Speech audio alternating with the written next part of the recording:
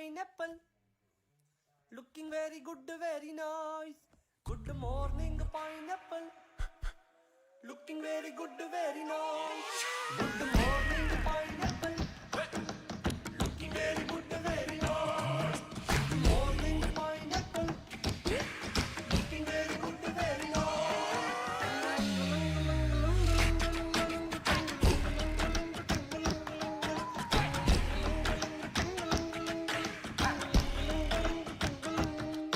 Good morning, pineapple. Looking very good, very nice. Good morning, pineapple.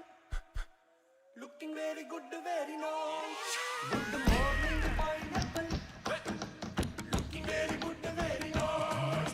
Good morning, pineapple. Looking very good, very nice. My friends, we have toppled a political dynasty.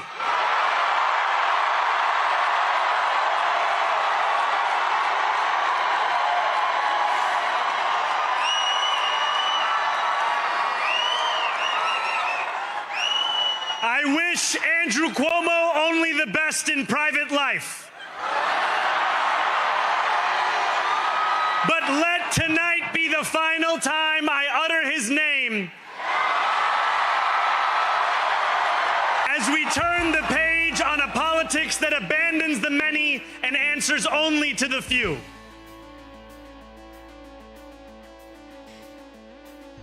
Good morning, my fellow Americans. Welcome to the Wake Up America show. I'm your host, Austin Petersen. It's nice to see you here.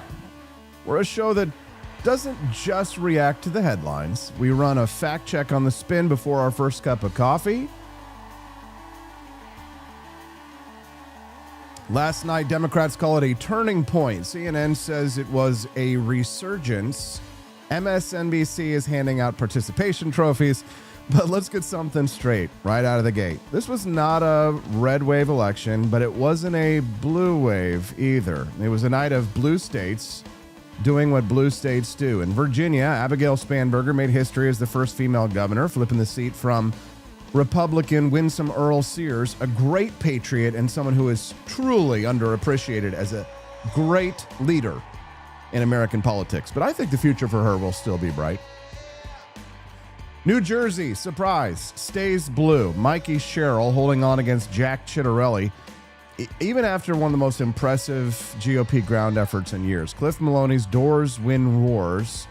They knocked more than 500,000 doors there. We're going to talk with him later this hour about what worked, what didn't, in the second hour, and what lessons conservatives can take from this. Out west in California, voters approved Proposition 50, which gives Democrats the power to redraw the districts and the congressional maps. That's not a small thing. That is a strategic win for the left, and that will matter in 2026. So we'll talk about that and what that means for the future of the United States, because, of course, the number of representatives of a certain political party you send to Washington, D.C. means power.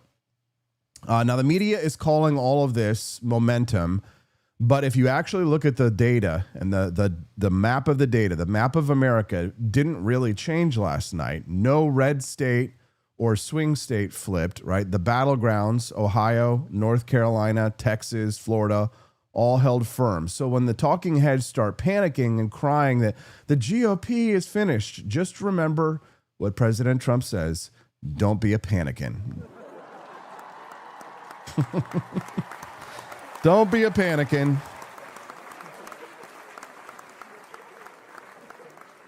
Don't be a panicking. Don't be like Vivek Ramaswamy.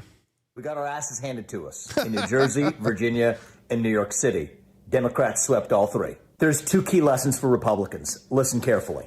Number one, our side needs to focus on affordability. Make the American dream affordable. Yes. Bring down costs, electric costs, grocery costs, healthcare costs, and housing costs, and lay out how we're going to do it. And number two, cut out the identity politics. It doesn't suit Republicans. It's not for us. That's the woke left's game, not ours. Yep. We don't care about the color of your skin or your religion. Love him. We care about the content of your character. That's my who we boy. are. That's my boy. I've always been on, by the way, I've always been on the side of the good guys. I just want you guys to know that AP for Liberty, I don't care if it's, I don't care how unpopular Liberty is. I don't care how unpopular it is to stand for conservative and libertarian principles. I'm going to stand up for conservative and libertarian principles. We don't have to play footsie with Hitlerites to unite the right. The right was united. We won elections without the Groypers. The libertarians helped Donald Trump win in 2024.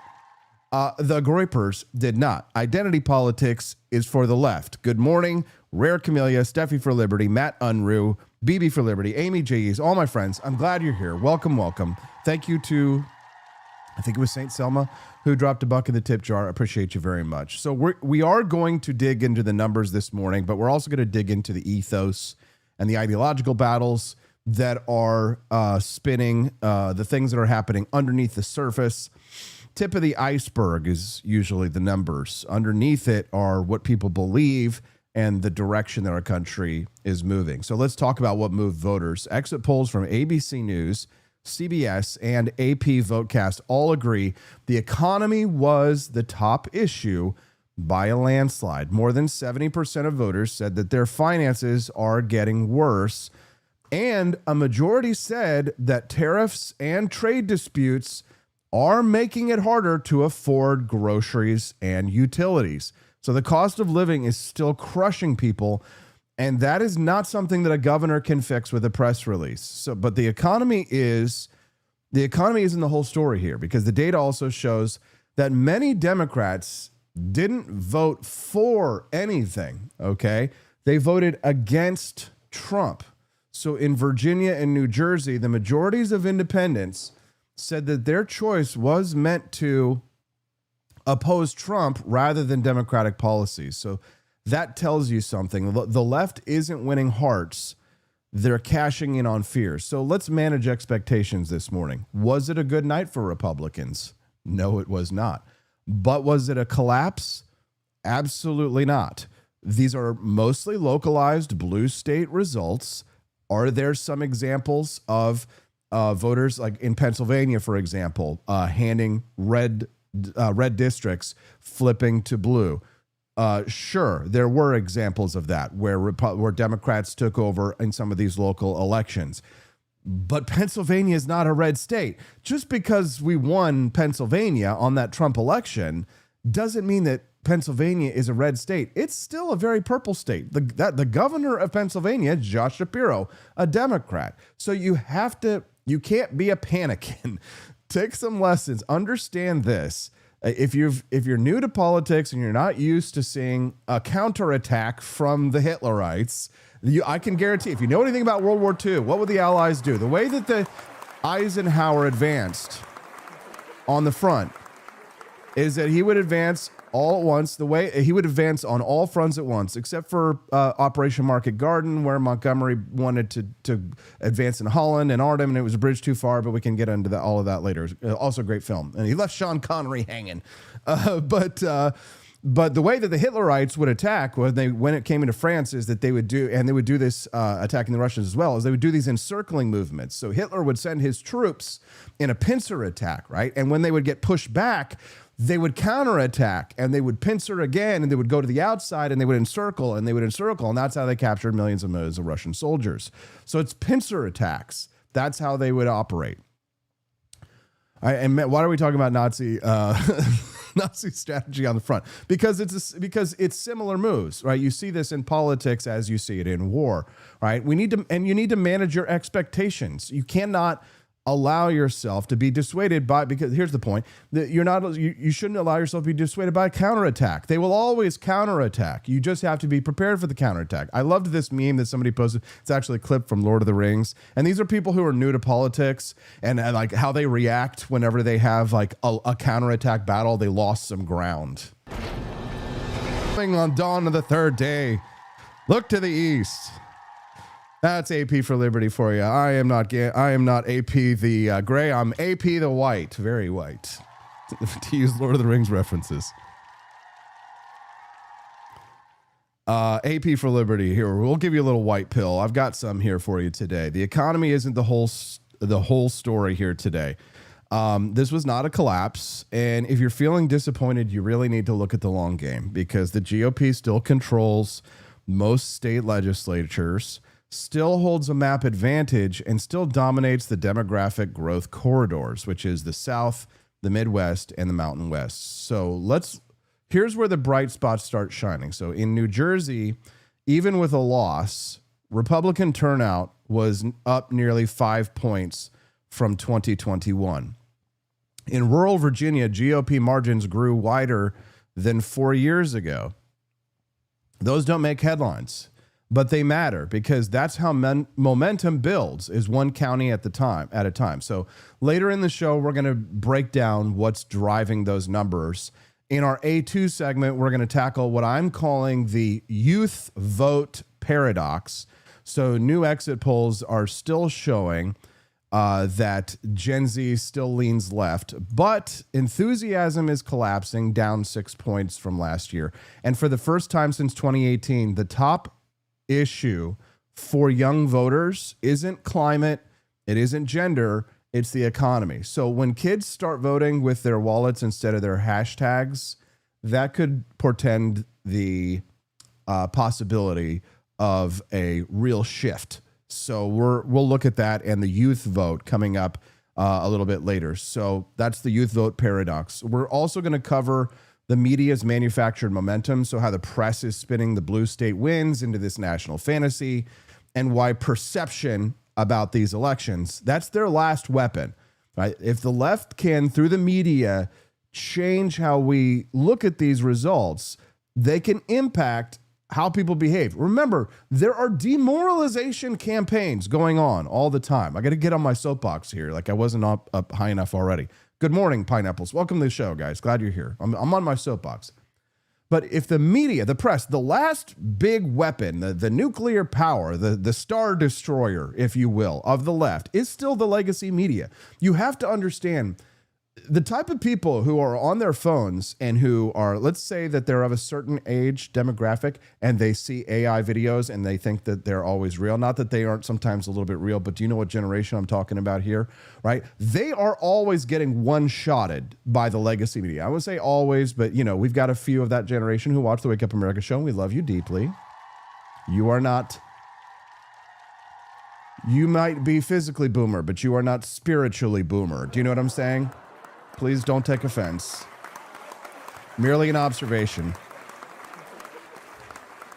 But I see it all the time. My boomer friends who are normies, is that they come in and they're like, I read on ABC News that there's somebody that blah, blah, blah. Like, it's like Trump is really finished now, according to ABC News, or I was reading the Associated Press. And they think that they're reading the news.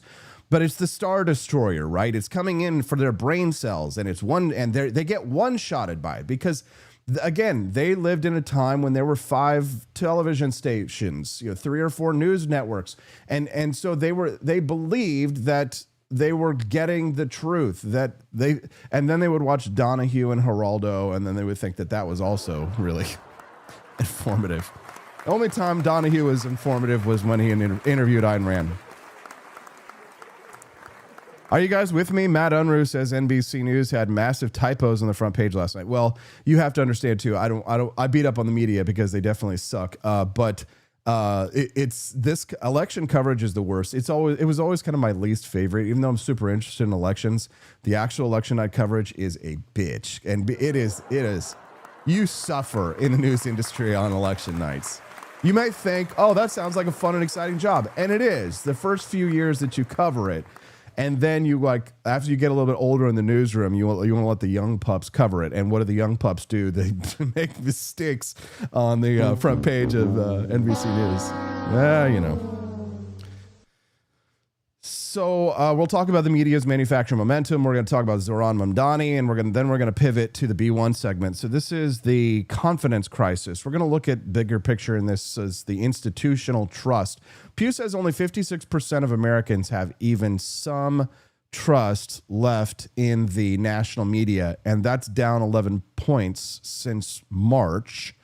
The old gatekeepers are losing their grip, and that's exactly where independent voices like us, like you, are stepping in. So we're going to close out the hour at 8 o'clock, at the 8 o'clock hour, with Cliff Maloney himself. He's going to break down what it's like to lead a grassroots army in the ground in New Jersey, what doors win wars really means, and how conservatives can build real movement power instead of just media noise. So before you let the pundits talk you into any despair this morning, take a deep breath. It's Wednesday. We're doing karate tonight, and out through the mouth, in through the nose, out through the mouth. Look at the facts. Blue states stayed blue. The economy is still issue number one, and the cracks in the left's coalitions are growing wider by the day. So this morning, it's not about panicking. We're going to be talking about perspective. So President Trump said last night in a Truth Social post, "We fight every day and we don't back down. We're just getting started." Good message. That's the truth. The fight's not over. The map is still ours to claim. The Nazis are going to counterattack and we're going to fight right back. But we're the Americans in this scenario, not the Soviets. Unless you're from New York City, in which case you are literally Soviet. The sun may have set over our city this evening, but as Eugene Debs once said, I can see the dawn of a better day for humanity. For as long as we can remember, the working people of New York have been the sun. Yeah, that's Zoran Mamdani. That's the folly of New York City. Eugene Debs, founder of the Socialist Party in New York. So let's wake up, guys, and we're going to talk about what really happened last night. Though briefly, I do want to say thank you to all of you who have already made a generous financial contribution. Please continue to do so. For a lot of people, $5 doesn't seem like a lot of money. But if you make a $5 contribution as a Rumble rant, if everybody, let's say 81 people made a $5 contribution of the people who are watching, that would make such a huge impact on the For Liberty Network.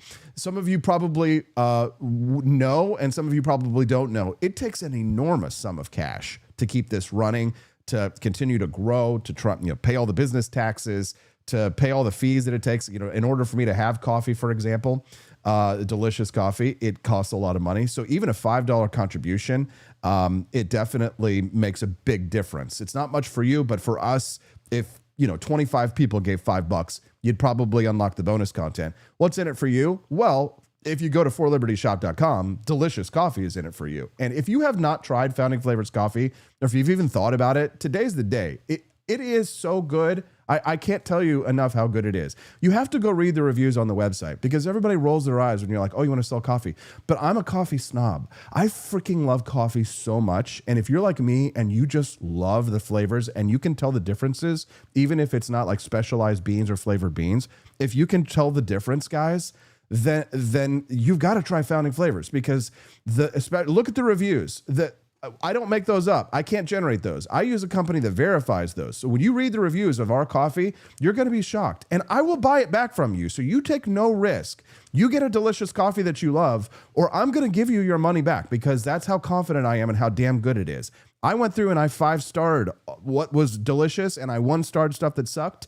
I went through dozens and dozens for you guys, and you will love it. So thank you very much to Drew Van Runkle, and Frank and Bean says, you're the best, big difference. Thank you, guys. I know it, again, $5. For some people, it is a lot of money. For us, it's a lot of money because of the power of compounding interest or whatever the mathematic term is. So please do drop $5 today if you haven't before. And if you haven't tried our Founding Flavors coffee, please go buy a box. I promise you will love it. And if you already love it, why aren't you subscribing to it on a monthly basis? Let's go. Oh, not everybody in the legacy media, though, is full of trash. You got to love Scott Jennings on CNN. I wouldn't overread it. Virginia, in particular, has never been a great bellwether. I don't think A lot of folks had a lot of confidence in the Virginia campaign that was run on the Republican side. And New Jersey is New Jersey. So I would hesitate to overread it. I don't think the concerns you raised are illegitimate political strategy concerns. I think I just want to offer condolences to Chuck Schumer. Honestly, what I'm reading here in New York City is that AOC is going to be the next senator from New York after she gets done whooping his rear end in the 2028 Democratic primary. And for his Senate races in 2026, I see the energy in the Democratic Party tonight behind a socialist, and I see the energy in Virginia, Democrats looking the other way on a violent candidate for attorney general who says he wants to murder Republicans and their children. If you think you're getting rid of Graham Plattner in Maine now, think again. This is a terrible night for national Democratic image, given what is happening inside their party. Mamdani is an avowed socialist. It's not what people say that he is. It's what he says that he is. He's now the leader of their party. That's their energy. And Chuck Schumer is the leader of the Democratic Party. Let's swear. There is no. Who is the leader? Can someone tell me? He's a life raft for Republicans who have to go on TV and get their asses kicked today. You own this now. Yeah. You all own this now. Yeah, that from a Democrat. He understands that he is a life raft for the Republicans who have to go on television today. We get to point at him and say, look what you have wrought. Look what the Democrats have wrought. Remember, the Republicans are actually fighting against the extremists and the psychopaths and the lunatics and the conspirators on the right. The Republicans are actually fighting against letting their crazies run the party. The Democrats are running them for office and in New York City winning. I feel bad for Quest, honestly. Sorry, Quest. So, if you turn on the legacy media this morning, if you turn on, it's not all going to be Scott Jennings on CNN. I'm just showing you the best of the best. You're going to think that it's a Democrat sweep. They're going to come out. They're going to be raising their hands in the air. I saw yesterday about how the difference between millennials raise their hands. If you go to a party and they say hands in the air, millennials would go like this, right? But if you're a Generation Z, they go like this because they're going to drop it like it's hot, right? They're going to drop their booties. But useless knowledge. But if they put your hands in the air, millennials go like this, and Gen Z goes like this. Because they're going to drop their butts. Democrats did have a good night. Well, Austin, please get to the topics, right? Democrats had a good night in their states. Democrat Abigail Spanberger made history. So she's the state's first female governor. Congratulations, ladies. You were going to get that either way. So she flipped the seat from the Republican Glenn Youngkin, who was the Republican governor from before, to away from Republican Winsome Earl Sears, who was the lieutenant governor. And she's was a guest on this show. She's a lovely woman, a patriot, a U.S. Marine. She's got a future in politics, and we shouldn't write her off, because the truth is that Glenn Youngkin, the governor of Virginia, he only won because the Democrat governor before him that he was competing against at the time wasn't popular for comments that he had made about education, that parents should have no say in their child's education. And so the Virginia, that was too much for even Democrats in Virginia. So they gave the election to Glenn Youngkin. The state is leaning blue. It's purple leaning blue. And it was a fluke that they had a Republican governor for a brief period. So again, not something that you need to look at as we've all is lost in Virginia. And then they also, in New Jersey, Democrat Mikey Sherrill kept the governor's mansion blue, beating Jack Ciattarelli, despite one of the most aggressive ground games that the state has ever seen. So Cliff Maloney's doors won wars. They knocked hundreds of thousands of doors, but it wasn't enough to encounter the entrenched machine of Democratic politics. And Donald Trump wasn't on the ballot, which probably was a problem for Republicans getting those Republican voters to turn out. Republican voters at this point in time are so intrinsically tied to Donald Trump that if Donald Trump is on the ballot, then a lot of them aren't showing up to vote, right? They can't muster the same level of enthusiasm to vote for many of these candidates that the Republican Party is putting forward as they do for Donald Trump himself, and that is a problem. Donald Trump is both he's both, I won't say a millstone on your neck, but he drags Republicans down in certain races, but also he lifts Republicans up when he's on the ballot. It's just the strangest phenomenon. Trump just really, you can't he's not like any other candidate, and never will be. There will just never be another politician like Donald Trump. For good or for ill, he is just his own entity. But out in California, the biggest loss was probably not Zoran Mandani at New York City, but it may have been California voters passing Proposition 50, giving the Democrats the new authority to redraw their congressional maps. And that is an important strategic win for the left that will ripple into 2026. So yes, Democrats are smiling today, but context matters. There are blue states that stayed blue, and they're blue, and they didn't flip red states or even swing ones. So no governorships changed hands in the actual GOP controlled territory. So let's talk about what drove the numbers. Okay. Excuse me. I don't have a lot of guests today, so it's going to be me, and I'm going to run out of breath a lot. So these are blue. So, here's what drove the numbers. The top issue across all three states was the economy, inflation, grocery costs, housing, energy. More than 70% of voters said the economy was poor or not good. That's not good. But here's the twist. Those voters didn't necessarily blame Democrats. Many said they were voting against Trump and what they called MAGA chaos, not voting for Democratic policy, right? That's that millstone effect I was talking about. In Virginia, nearly 6 in 10 independents voted for the Democrat, citing stability and character as their top reasons. In New Jersey, it was similar. A majority of voters said that their ballot was meant to oppose Trump, so even though he wasn't on the ballot. So that's the story that the media isn't really going to talk about. So this wasn't a left-wing wave of love for Democratic policies. It was reaction to fear, and it was fatigue. So look at the economic angle. A poll that was released from Ipsos before Election Day found that a majority of Americans say that tariffs and trade policies are hurting their budgets. Groceries, utilities, consumer goods. The pain is spreading, but it's being blamed on uncertainty rather than policy substance. So that matters because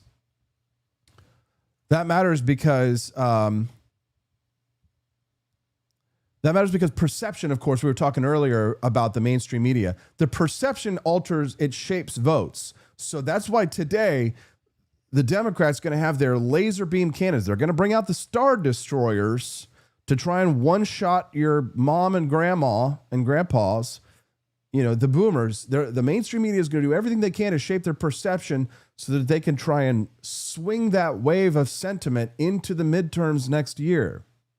All right, and it's up to us to, what do we do? Target the ventilation shaft on the Death Star? Is that the proper metaphor here?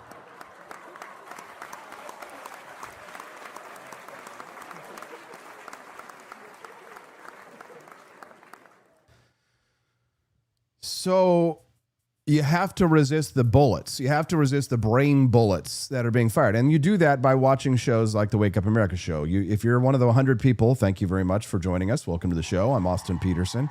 If you're one of the 100 people joining us live in Rumble right now, you're probably the elite, right? You're ahead of the times. You're not watching ABC News or you're not trying to find out what Bryant Gumbel thinks about things, right? You're probably thinking for yourself. The type of person who can go to a website like rumble.com, non-mainstream, find a non-mainstream show like the Wake Up America show, actually tune into this sucking thing. I said sucking, and and become a member of our community. I mean, you are elite. Because everybody else is like, are you on YouTube's, right? And it's like, no, we're on rumble.com/AP for Liberty. You know what I'm saying? So the confusion of the policies, right? It's not about necessarily their certainty on the policies, right? People are going and voting on their household budgets. They're thinking about the groceries. The groceries are getting expensive. Beef is too expensive. Utilities are going up. These data centers are being built in many of our communities. People are upset about it, and they're blaming these data centers on the rise in their electric prices, whether that's true or not. It may be in some cases, it may not be in other cases, right? The uncertainty in the economy because of the whipsawing of the back and forth with the tariffs. People are citing this as an example of why they are voting for Democrats when they say why they're voting. So, but the corporate media wants you to think that the GOP is finished and that this is done, right? But the fundamentals tell a different story. In Ohio, North Carolina, and Texas, where Republicans already hold legislative power, there were no signs of erosion. Right? They're not going to tell you this on ABC News, right? Early vote turnout was steady or slightly up compared with the same stage in 2023. So rural and exurban counties in those states remained overwhelmingly red. So that's where the conservative energy is, and that's where our next elections will be won. So yes, blue states did stay blue, but they had to spend tens of millions of dollars to do it. They had to flood the airwaves with anti-Trump ads. They had to mobilize every union, every university, every bureaucrat, and they had a lot more time because some of them were furloughed, right? So with the government shut down, they had a lot more time to get out all the No Kings protests. You have to understand that all the boomers were out there getting other boomers registered to vote. The young Democrats were out there pounding the pavement, making sure that every single ballot was going to be turned in from those No Kings protests. Where were our conservative protests? Where were the Tea Parties? Where was the conservative activism? It wasn't there, right? But blue states stayed blue, and they needed all of their firepower to survive. So that's not strength, that's survival that the Democrats are playing. So let's not forget some of these underreported bright spots. In New Jersey, even in defeat, Republican turnout was up nearly 5 points from 2021. In Virginia, Republicans carried more rural counties by larger margins than 4 years ago. So they just couldn't overcome the population imbalance in Northern Virginia. So those are trend lines, but they're not tragedies. So what do you take away from this? One, the map still favors Republicans nationally. No flips in red or swing states. Two, the economy remains the battlefield, but the messaging and perhaps the strategy has to evolve from the right. And three, Democrats are winning the turnout war in places where they already rule, but that energy doesn't translate nationally. So these weren't national results. These were localized reactions. Blue state anxiety manifesting at the polls. The legacy press is going to call this a bellwether, but if you know your history, if like me, you've been in this for a very long time, then and you've been following this for a very long time, then you know that real bellwethers will swing both ways. Last night didn't swing. It just echoed the same rhythm we've been hearing since 2020. Cultural fatigue, economic uncertainty, and a left-wing base that is driven by fear of Trump more than belief in Democrats. So, and that's not sustainable, right? So don't buy the headlines about Democratic dominance. The only thing that they dominated last night was their own turf. The country at large is still split down the middle. And the people who care about liberty, work for a living, and still are sane, they still have the numbers where it counts. So we're going to break down what this means for the youth vote and the media narrative next, because if you think this was a national mood swing, the data says otherwise. So instead of despair, let's take inventory. And now a special one just for my libertarian brothers and sisters. Don't sit this out, okay? Don't sit out the fight or think that purity is going to save us or the strength of our ideals. You have to have your ideals, but you cannot deregulate the country from the bleachers. You have got to build coalitions. We've got to run candidates. We've got to win power. We've got to use it responsibly. The founders didn't fight a revolution just to post about it on X. So let's get in the fight. No demoralization. Don't stop telling other people not to vote. It doesn't change things. Oh, if only, if voting changed anything, they wouldn't allow it. That is bullshit. That is a lie from the pit of hell. Especially in many of these local elections. Yesterday, Stephanie and I were like, we were told that there was a local ballot issue, and there was, but it was the city and not in the county, and we're like just outside into the county, and so we wanted to make sure our polling location to see if they're going to do some tax increase. We couldn't vote on it, so we went to Wendy's and got a biggie bag. So sorry. But we went to vote because we heard there was going to be a tax increase, but it wasn't in our county. It was in the city. We're just like this close to the city. And so those votes, your votes really matter in those local elections, and even more so in the forward election years. If you get involved with your party, and sometimes you show up to some of these meetings and there's like 20 or 30 people at these meetings.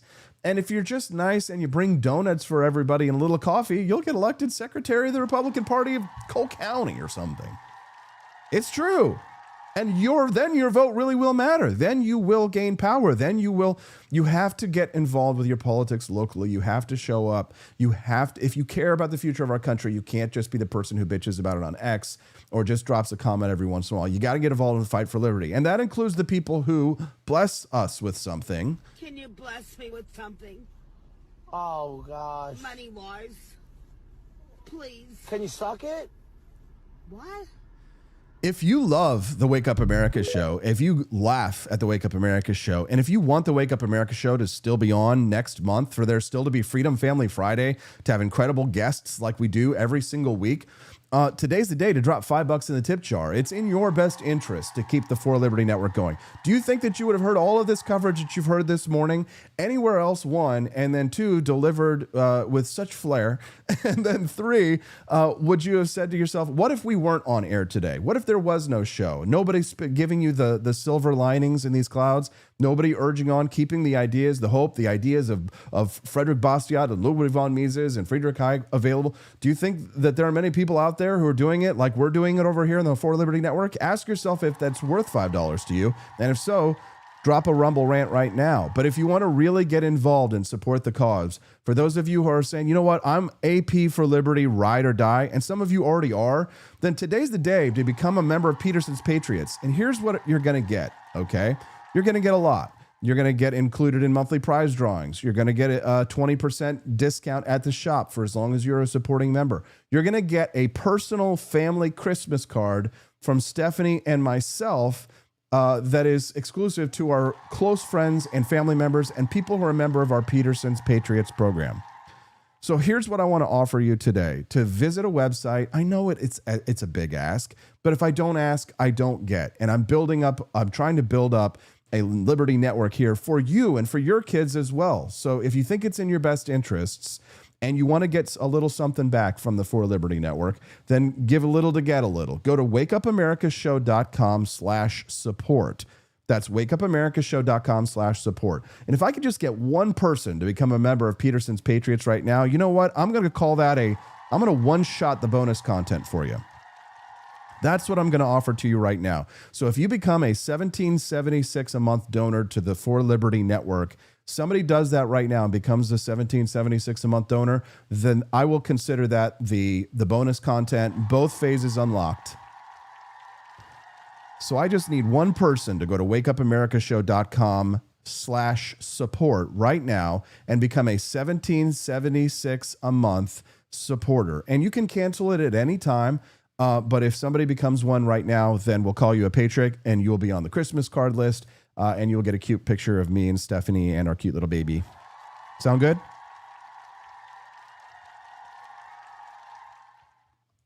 The thing that makes that so volatile is this. The cutoff line, and we see this in the exit poll, is about 45 years of age. Voters over 45 are a pro-Cuomo demographic. We see him winning those voters. Voters under 45, Cuomo falls off an absolute cliff. And especially when you get under 30, he's being trounced, lapped 3 times by Mamdani. So the question becomes, critically, what's the median age of this electorate? Is one group turning out more than the other? Cuomo's hope today is that older voters in New York City, older voters in the outer boroughs, flooded the polls, are anti-Mamdani, decided Curtis Leawood didn't have a chance, and rallied behind Andrew Cuomo in massive, as you would say, record-shattering numbers. That would be his hope, because he doesn't just need big turnout. He needs the turnout to be disproportionately older. Because Mamdani is clear. I mean, you see these in the polls. We've seen age divides before. I gasp every time I see it in New York City. It's off the charts. Yeah, no, the kids aren't all right. We're going to talk about the youth vote here in just a minute. But first, let's zoom in on the Zoran Mamdani in New York City win and what that means for conservatives. So he's now the mayor-elect, a 34-year-old Democratic socialist, and he is the first Muslim and South Asian mayor of New York City. And here are the headlines that you need. So Mamdani defeated Governor Cuomo and Republican Curtis Sliwa with over 50% of the vote in a major upset. A major upset. It was a trouncing, like they said, over 50% of the vote. So their campaign, the Zoran Mamdani campaign, they focused heavily on housing affordability, free public transit, minimum wage hikes, which is, of course, the classic big government fix everything playbook, right? So conservative voices were reacting. Trump and allies were criticizing Mamdani's platform, his identity, and his ideology. So one actress, what was her name? I think Deborah Messing, she kind of was slammed because she posted a meme calling Mamdani a jihadist. So what are conservatives going to take from this? Or maybe what should they take from this? One, the left is willing to double down on identity politics and big government. It shows that Mamdani's win in these dense urban environments, right? It's all about progressive identity appeals. He's South Asian, he's Muslim, he's young. And then, of course, big budget promises, that still works. If you promise people stuff, they're like, oh, what am I going to get out of this? They're going to vote, right? That means that the right has to sharpen our own identity in some ways, and we have to sharpen our messages. We can't just rely on an anti-left backlash like we saw in 2024. Urban losses, they're not surprising, but the bigger question is where the right can win.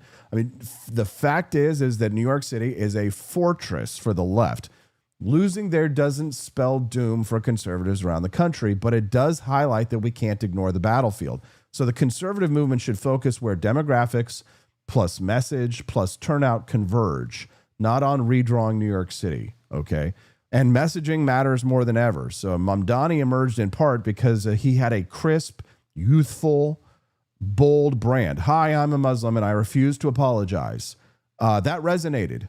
The Times of India reported on that his line, I'm Muslim and I refuse to apologize, just standing up for what you believe in and not apologizing for it, galvanized many of these people and voters like these. Just getting a look at some of the preliminary numbers from the exit polls, Lindsay, and they're showing us that first-time voters, people who have lived in New York for a relatively short time, under 10 years, they went overwhelmingly for Zoran Mamdani. Those who are native to the city, those who own property, they went for Cuomo, but not by as large a margin. And I'm really taken by the religious dynamics here. Zoran Mamdani, according to the exit polls that we've looked at preliminarily, is poised to lose voters who identify as Jewish, who identify as Catholic, and still perhaps capture Gracie Mansion and City Hall and become the next mayor of New York. That's a dynamic that just would not have happened a decade or two ago. And his focus, his relentless focus on making the city affordable, talking about things like free buses and rent freezes, really seem to resonate with voters who overwhelmingly said the economy, their finances, affordability was their number one issue. So what does that tell you? That tells you the people who voted overwhelmingly for Zoran Mamdani are people that don't own shit in New York City. They barely own a pot or a window to a pot to piss in or a window to throw it out of. As my mama used to say, they don't own a pot to piss in or a window to throw it out of. My mom, she used to crack me up saying stuff like that. They don't own shit, of course, and so they're going to vote for the free shit because what they want is the redistribution of wealth. The people who live in New York City, the Quest Fannings, the people who have property and are established, they didn't vote for Zoran Mamdani because they know it ain't good for them. The natives, the people who built that city, but the people who have been there for less than 10 years, right? They voted based on their identity. So the conservative world is already dredging up a lot of the fringe angles on this: Islamophobia, anti-Semitism, identity politics. And these things do matter, but they don't win elections on their own. So Mamdani's base wasn't built on just those abstracts. It was also built on a promise of policies that, whether they're gimme policies or not, They were policies. They weren't abstracts, right? It was about representation. So the right, people felt like they were being represented by what Zoran Mamdani had advanced in New York City. So what's the takeaway? So Mamdani's win is a warning, but it's not a headline of doom for the entire country, right? It just says that when the left shows up with a nice, shiny new brand and big promises in their own strongholds, they can win. But so what is the conservative answer, right? So show up earlier, win better through messaging, right? And you have to do it in winnable terrain. You're never going to convince people who vote for people like this to vote for conservatives. Who participated and were brought together by his campaign, because they were not just tasked with defeating a Republican. They were also tasked with defeating the old guard of the Democratic Party that essentially led us to many of the perils of this moment. So he had a two-front war to win, which is what makes his victory so deeply impressive. And I do think that this moment, a lot of people who are willing to talk about party unity when it serves them, but not party unity when it serves everybody, it puts those folks on notice. And I think it also puts folks on notice that we have a future to plan for. We have a future to fight for. And we're either going to do that together or you're going to be left behind. And I think that is not a partisan issue. It's not about progressive. It's not moderate. It's not liberal. This is about, do you understand the assignment of fighting fascism right now? And the assignment is to come together across difference no matter what. There's that F word there. I'll tell you, it's sad because there's a lot of truth in what she's saying right there. And that the people who want party unity when it serves them and not party unity when they don't, that's an issue endemic to both parties, of course. And the Republican Party is great at squashing and eating their young. But, of course, nobody does it better than the Libertarian Party. So let's talk about the young, because that's where this socialism is flowing directly from. Now, Democrats, of course, held their turf, and the media was drinking champagne last night. But to understand what really happened beneath the surface, you have to talk about the powerful forces that are shaping these campaigns and shaping every election, which is the youth vote and the narrative machine. So let's start with the kids, right? Gen Z and millennials, the most online generation in history, yet somehow the least informed.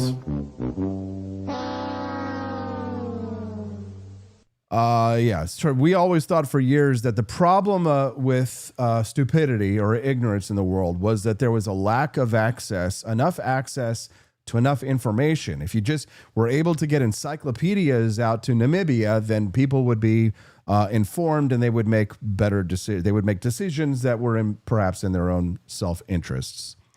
Turns out now that the internet has made it so that everybody has an encyclopedia on their phones, it turns out that access to information was not the problem of why people were so stupid. Womp womp. No offense, but it sounds like some fucking commie gobbledygook. So let's talk about the kids. Exit polls from ABC News and CNN last night show that voters under 30 went roughly 60-40 Democrats, same as 2024. But here's the plot twist. So according to a Harvard youth poll released this week, enthusiasm among young voters is down 6 points from last year. And for the first time since 2018, their number one issue isn't climate, it's not race or gender, it's the economy. So rent, groceries, debt, and jobs are what the kids are thinking about. So reality has finally entered the group chat. So you can feel it when you talk to younger conservatives. They're broke, they're overtaxed, they're overregulated, and they're wondering why every free program makes them poorer, right? But this is the youth vote paradox. They hate the system, but they keep voting for the system's managers. And when you ask why, it's because the left still owns the story, right? The Democrats are selling rebellion, even though they are the establishment, right? They've convinced a whole generation that conformity is resistance. Think Bulls on Parade, Rage Against the Machine, right? They might as well be Rage for. People still listen to Rage Against the Machine unironically pretending like they're raging against the machine when in reality, of course, they're raging on behalf of the machine. Am I right?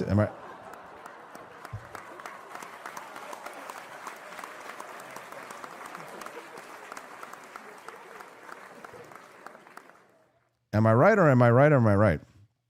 So, so the left owns the story. The left is controlling the narrative, and that's something that needs to change. But the problem, of course, is that the right, we often sell policy like it's broccoli, right? It's healthy, it's important, right? But it's not exciting, right? The left throws a rave and the right hosts a seminar. It's true. It's sad.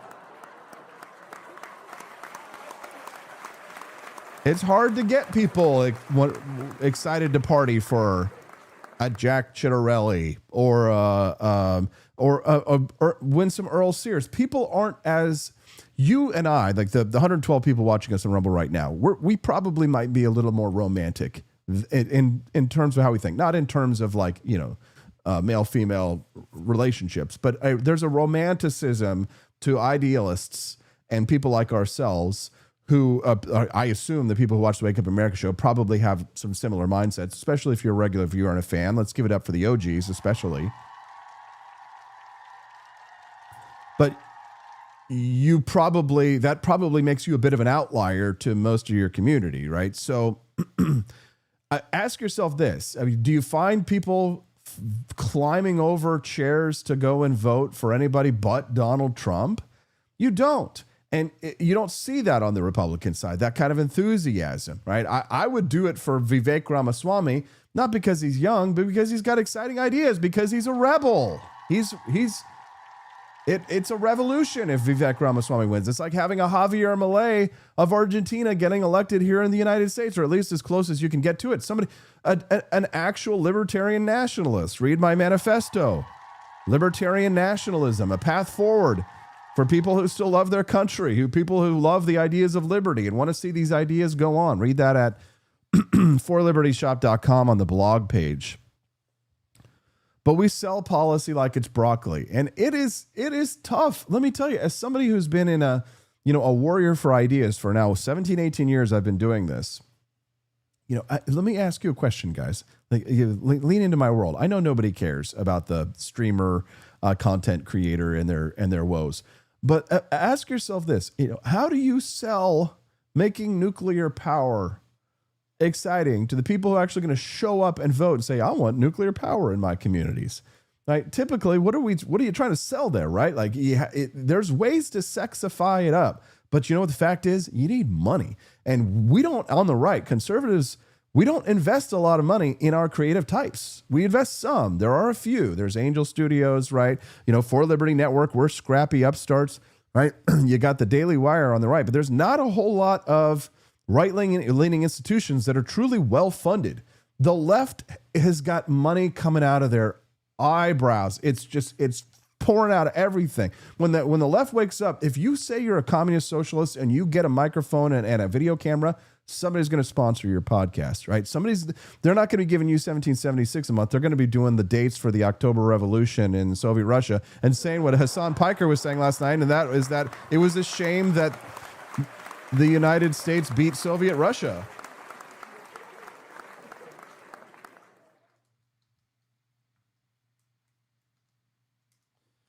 I had that video. I should have bookmarked it when I saw it last night. Dang it. Oh, here we go.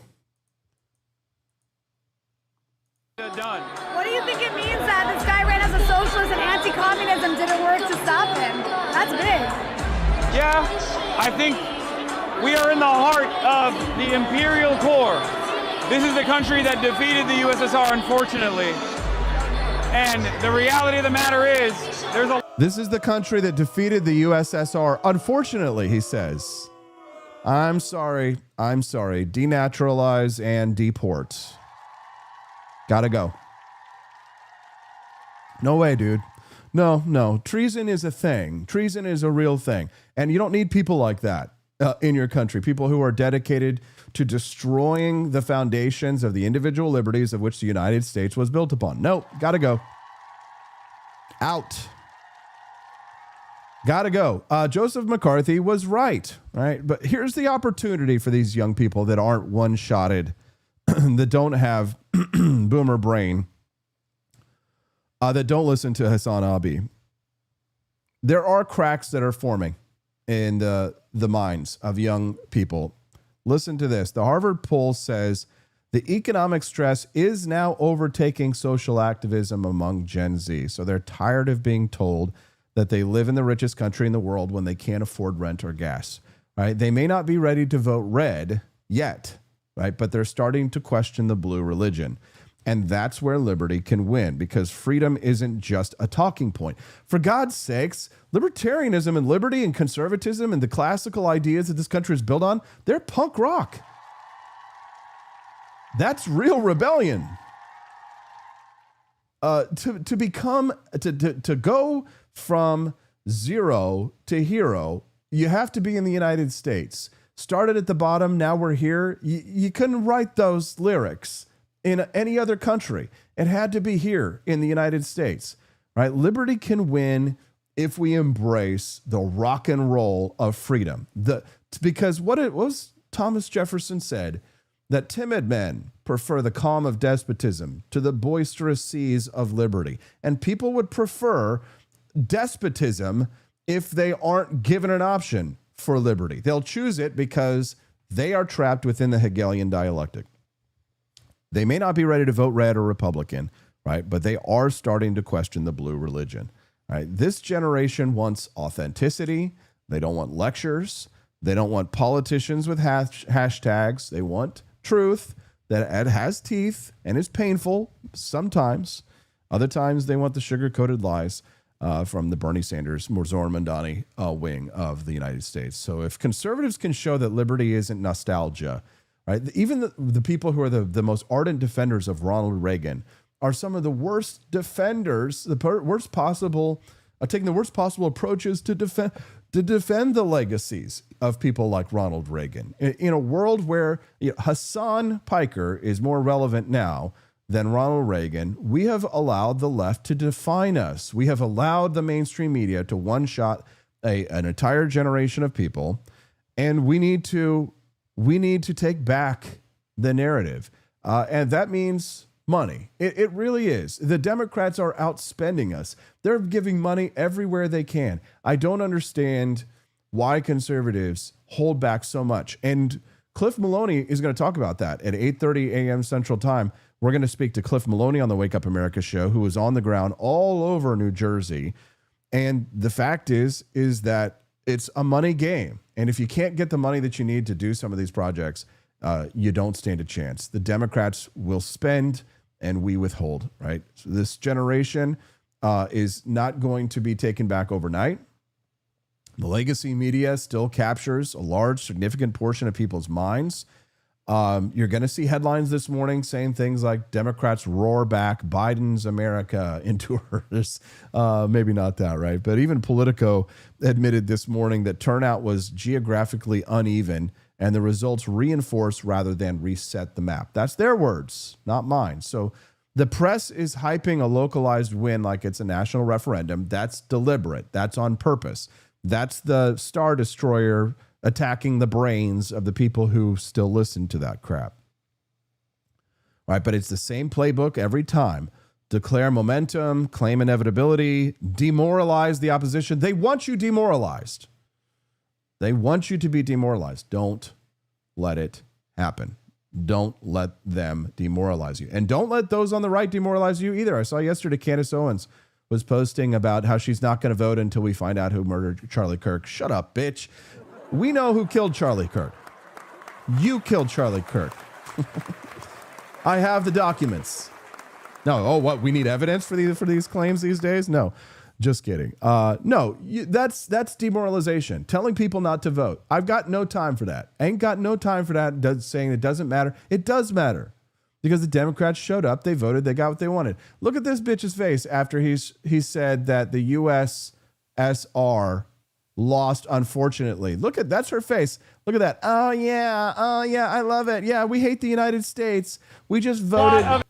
And the reality of the matter is, USSR, unfortunately. And the reality of the matter is, Hassan Piker out. Gotta go. The Daily Wire, the Washington Examiner both pointed out that Democrats had to spend historic sums. They spend so much money, guys, and it's effective.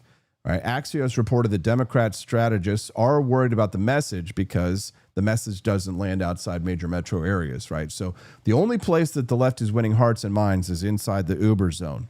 Okay. Here's the irony. The same media that mocks conservatives for election denial spends every cycle trying to invent a national mandate out of blue state elections. So that's not momentum. That's marketing. All right, that's Madison Avenue politics. That's the madmen of society. That is the tiny, tiny, tiny elite of advertising campaigners who are probably doing in-kind donations, many of them. If you watch many of these, if you read any of the mainstream legacy periodicals and things, a lot of that stuff it really should legally qualify as an in-kind campaign donation. A lot of the work that the mainstream media does, or excuse me, the legacy media does, is campaign work for Democrats. And that is part of their playbook, and you have to learn it, and you have to note that that's how it works. Can you bless me with something? Can you bless me with something? Oh, gosh. Money-wise. Please. Can you suck it? What? Listen, I've got a present for you guys, and in order to get it, you've got to unlock the bonus content. If we raise $100 by the end of the show today, we've raised 33 so far. That's a significant amount, and thank you all very much for your financial generosity. But if we hit $100, you're going to get to unlock our bonus content today, and we've got it in two phases. The first phase is our and oh wait, you know what? We did it. We one-shotted it. Somebody became a 1776er today. Thank you, Evan. Evan, God bless you, man. That means that the bonus content is unlocked. So of the generosity of Evan, he became a member of the Petersen's Patriots program today. Another 1776er. Thanks, Evan. It makes a big difference. And now that means that you'll get to watch the bonus content. So before Cliff Maloney comes on, we'll play that bonus content for you guys, and then we'll play a game at the end of the show. Brad, make sure that everybody knows, everybody who donated is eligible to play the game, and we can win real prizes at the end of the show. Brad will send you guys all of the information, but you got to send us a text. So if you're like Nomad Johnny, who just donated $5, 573-319-1586 is the text line. At 573-319-1586, you'll get a text message. Just text in and say, hey, let's play. If you donated, like Nomad Johnny just did, for example, then you'll get a secret squirrel code. So you'll get a code. You'll be able to log into the website, and you'll be able to play. We're going to do a book lovers party today. So if you guys are fans of books, anybody remember books?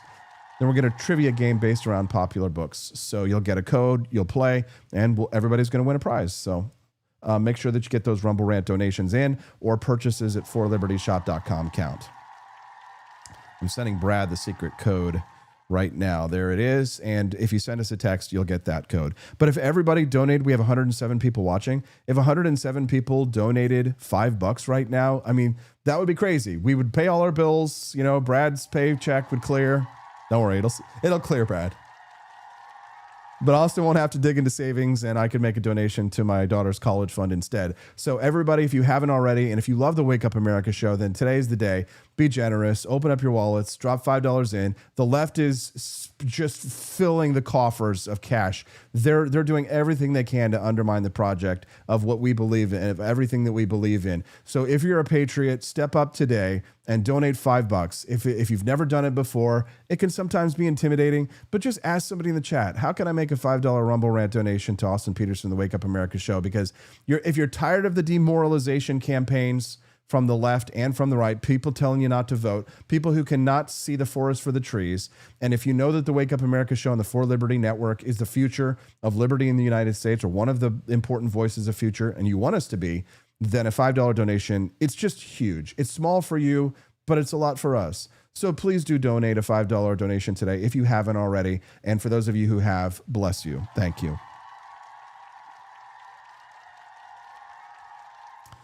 All right, let's get back to the news because, the real war for the right seems like it's not out there. The hearts and minds of the young, because it seems as if it's online, very online. So the conservative internet was in meltdown mode last night, arguing about for the last several months, or really since October 7th, unfortunately, the Israel derangement syndrome. When I say Israel derangement syndrome, it operates very much in the same way that Trump derangement syndrome operated, which is that it is completely irrational. Pro-Israel, anti-Israel, doesn't matter. It's obsessive all day, all long, all day, all night. It seems like a psyop. It probably is a psyop in certain ways. Governments are involved. There's foreign hackers. There's botting going on, raids. It's just an absolute mess, the direction that the right has been heading on, at least online lately. There are voices of light piercing through the darkness, though. The people, be careful with that, Austin. Make sure that it's, you can do like piercing through the darkness right there. You got to feel like that. If it looks like that, it still looks like the Heil Hitler. So he's piercing the darkness. If it's down here at this level, it's not Hitler. And then at this level, I think this level is okay. But once you get to right around here, we're hitting the National Socialism part, right? So you have to keep your hand up, like, raising your hand, right? You can't, even like this was kind of like the gay Nazi salute. Do you guys, anybody remember the gay Nazi salute? They'd be like this. Every once in a while you'd see, like Hitler would get like the full Adolf, and then Adolf would give him like the little, like he's going to drop it like it's hot. All right, guys, let's get off of this. So the conservative internet was in pure meltdown mode, but they shouldn't have been. Listen to Vivek Ramaswamy. We got our asses handed to us in New Jersey, Virginia, and New York City. Democrats swept all three. There's two key lessons for Republicans. Listen carefully. Number one, our side needs to focus on affordability. Make the American dream affordable. Bring down costs, electric costs, grocery costs, healthcare costs, and housing costs, and lay out how we're going to do it. And number two, cut out the identity politics. It doesn't suit Republicans. It's not for us. That's the woke left's game, not ours. We don't care about the color of your skin or your religion. We care about the content of your character. That's who we are. We got our asses handed. Love that guy. Love him. Don't care what anybody says. Don't care. I just want to see us win, and people who are people want to focus on the issues that matter. That's what I love. All right. So the conservatives have been in full meltdown mode for months, fighting about anti-Semitism, groypers, who's pure enough to be in the movement. But the left has been building the Get Out the Vote network. So the right, we've been building quote tweet threads. So that fight doesn't win elections. It doesn't change.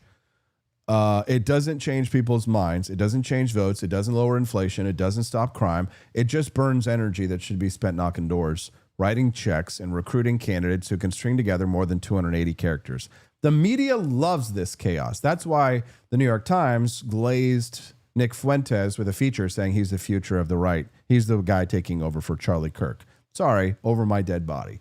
Right? They amplify every extremist voice that they can find, and they pretend that is conservatism. The truth is most voters don't know what groypers are, right? They just see the headlines and they think that the right is eating itself. So while the left is uniting around power, the right argues about purity. You can't win elections that way. Take it from a former Libertarian Party member. You can't win elections on that. You can't. But here's the good news, right? You don't have to chase the media's approval or bow to fringe hysteria. You don't, right? You just have to tell the truth louder than they lie, right? The youth vote is crackling with disillusionment. The media's megaphone is crackling from overuse. And the economic pain the Democrats created is finally reaching their own base. So if the liberty movement steps up now is the time. It's when the stock markets are down, when markets are down, this is the time to buy in. This is the time to get involved, to take over. When the towers are crumbling, this is when you move in and you buy. When prices are low, and then we build up our assets, and then we own the assets when the future comes, right? That means investing in young people. That means investing in these ideas and these ideals where they're being fought for. This isn't just a plug for, financial support for the For Liberty Network, although it absolutely is in some ways. But investing in our youth, you have to pay attention to what the young people are doing, even if you don't respect them, because if you want power, they are a key to power because they set the culture. They set the temperature in the mood in the room. There's a reason why people were really refreshed by faces like Zoran Mamdani, people like J.D. Vance, perfect example, a young face, refreshing on the right. People are, if you invest in good, young, healthy people who are of sound mind, then you will see the results of that. And the left invested heavily in their youth. The left invested heavily in the youth. And it got their vote, and it got their energy and enthusiasm because those are the people who are going to be knocking doors. If we step up now, right, if with humor, courage, moral clarity, we can turn this fatigue that people are feeling on the right into fuel, right? Because freedom, in my opinion, freedom never goes out of style. Freedom will always be popular, right? But we have to help the next generation rediscover it. We have to plant the seeds in the next generation in order for them to, and we have to live free. Live free or die, man. You have to live free. You see some rule that doesn't need to be obeyed, you break it and you show your kid that you break it. I can't wait to teach my daughter how to break the rules. Can I get another? Give me the applause again. I'm going to teach Hazel how to break the rules effectively, efficiently, so that she can take power for herself and she can use it to spread those conservative, libertarian, right-wing, pro-American, 1776 views to her kids as a daughter of the American Revolution that she is. And the heir to the kingdom. I will be handing the keys over to my beautiful, sweet little Hazel Rose Petersen, and maybe a second child if we have one. We'll see. Sprinkle of Spice over there on YouTube. It's nice to see you. It says, I want to run a candidate who wants to win, not a bow to prior president's goals. Love to hear it. Y.O. Wildman says, just quote Heinlein. It's nice to see you guys all over here in the chat this morning. Sprinkle, we love you. Why don't you join us over on rumble.com/AP for Liberty, bud? You've been over there on YouTube. It's kind of lonely. We always encourage people, if you're watching us anywhere but Rumble, to join us on Rumble at rumble.com/AP for Liberty. If you haven't yet, click the like button. Please do so if you've been enjoying the show this morning. It's free, and it helps to support the show. If today's your first time watching the Wake Up America show, make sure you click the follow button as well, and you will get a notification when this show goes live, which is 5 days a week, Monday through Friday, 7 to 9 a.m. Central Time. That's the Wake Up America show's That's the Wake Up America show schedule. So BB for Liberty, Brad over there, I hope that he's getting you your room codes. If you've made contributions this morning, just a real quick reminder, don't forget to send a text message to the show line, and Brad will send out the codes. I'm reminding him right now in case he forgot. Don't forget to send out the codes, Brad. You realize how many plates I got spinning over here trying to keep this shit going? I don't know if you can see it from up there, but there's a lot of buttons all over the place. He says he's waiting for texts, so that's on you guys. Send those texts. If you made a financial contribution today,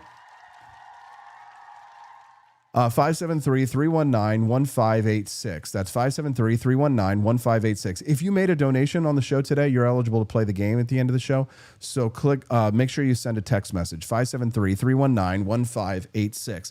Y.O. Wildman says, I'm free no matter what rules surround me. If I find them tolerable, I tolerate them. If I find them obnoxious, I break them. I'm free no matter what rules surround me, for I know I alone am morally responsible for everything that I do. Amen, brother. That sounds familiar. I feel like I've heard that before. Yes, I'm free no matter what rules surround me. Yes, it's a lot of it. It is in your mindset. Live free or die. You have to decide what you will do with the obstacles that are in front of you. And we typically appoint leaders in some ways. Sometimes we anoint leaders. Sometimes those leaders are handed down from a generation to generation. But in the United States, we don't have an aristocracy.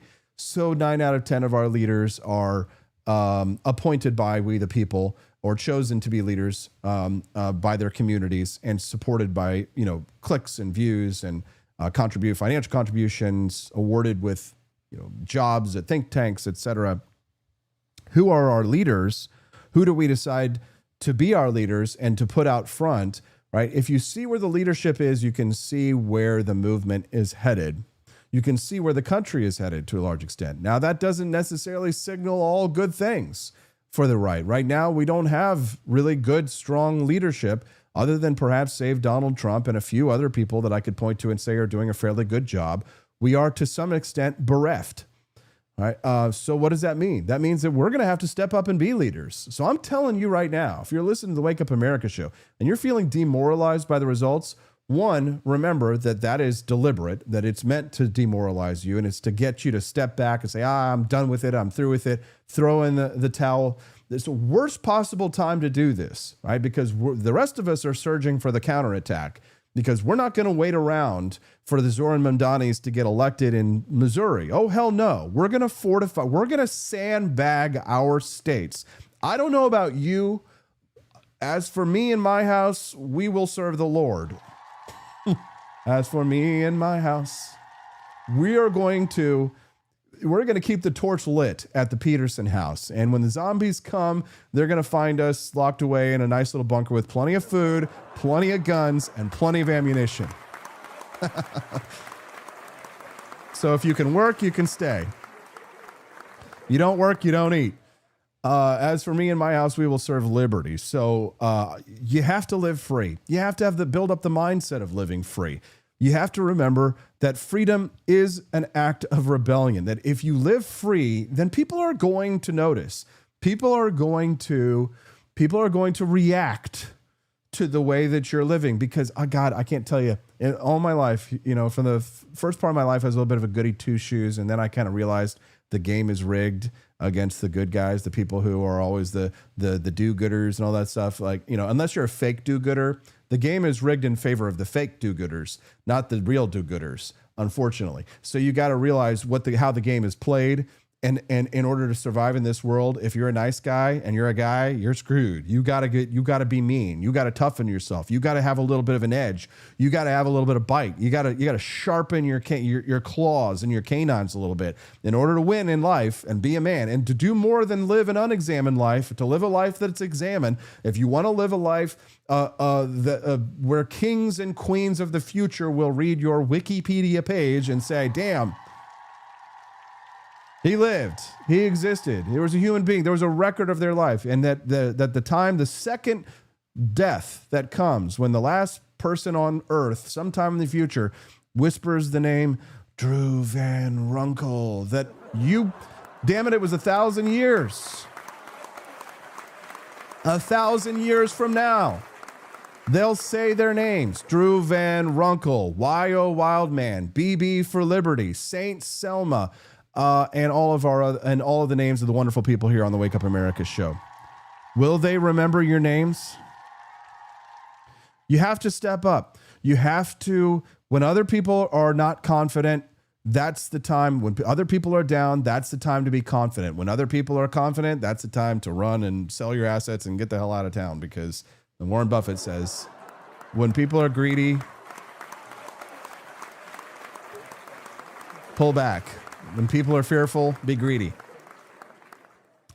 Dat one dude, Matt Unruh. So we've talked about the youth votes. We've talked about the media spin. It's time to talk about the map. See, the legacy media, of course, spent the last 12, 14 hours partying, but the battlefield is being redrawn. So redistricting. So this is the hidden chess game that determines who wins before even a single vote is cast, right? And I know some people hear that word, redistricting, and their eyes glaze over, because this is the part the Democrats don't want you to understand, right? They're busy pretending that last night's blue state wins are proof of some great liberal revival, but that's not what the truth is. Republicans are quietly laying the groundwork for control of Congress and maybe even the White House through smart strategic map management. So North Carolina, according to the AP,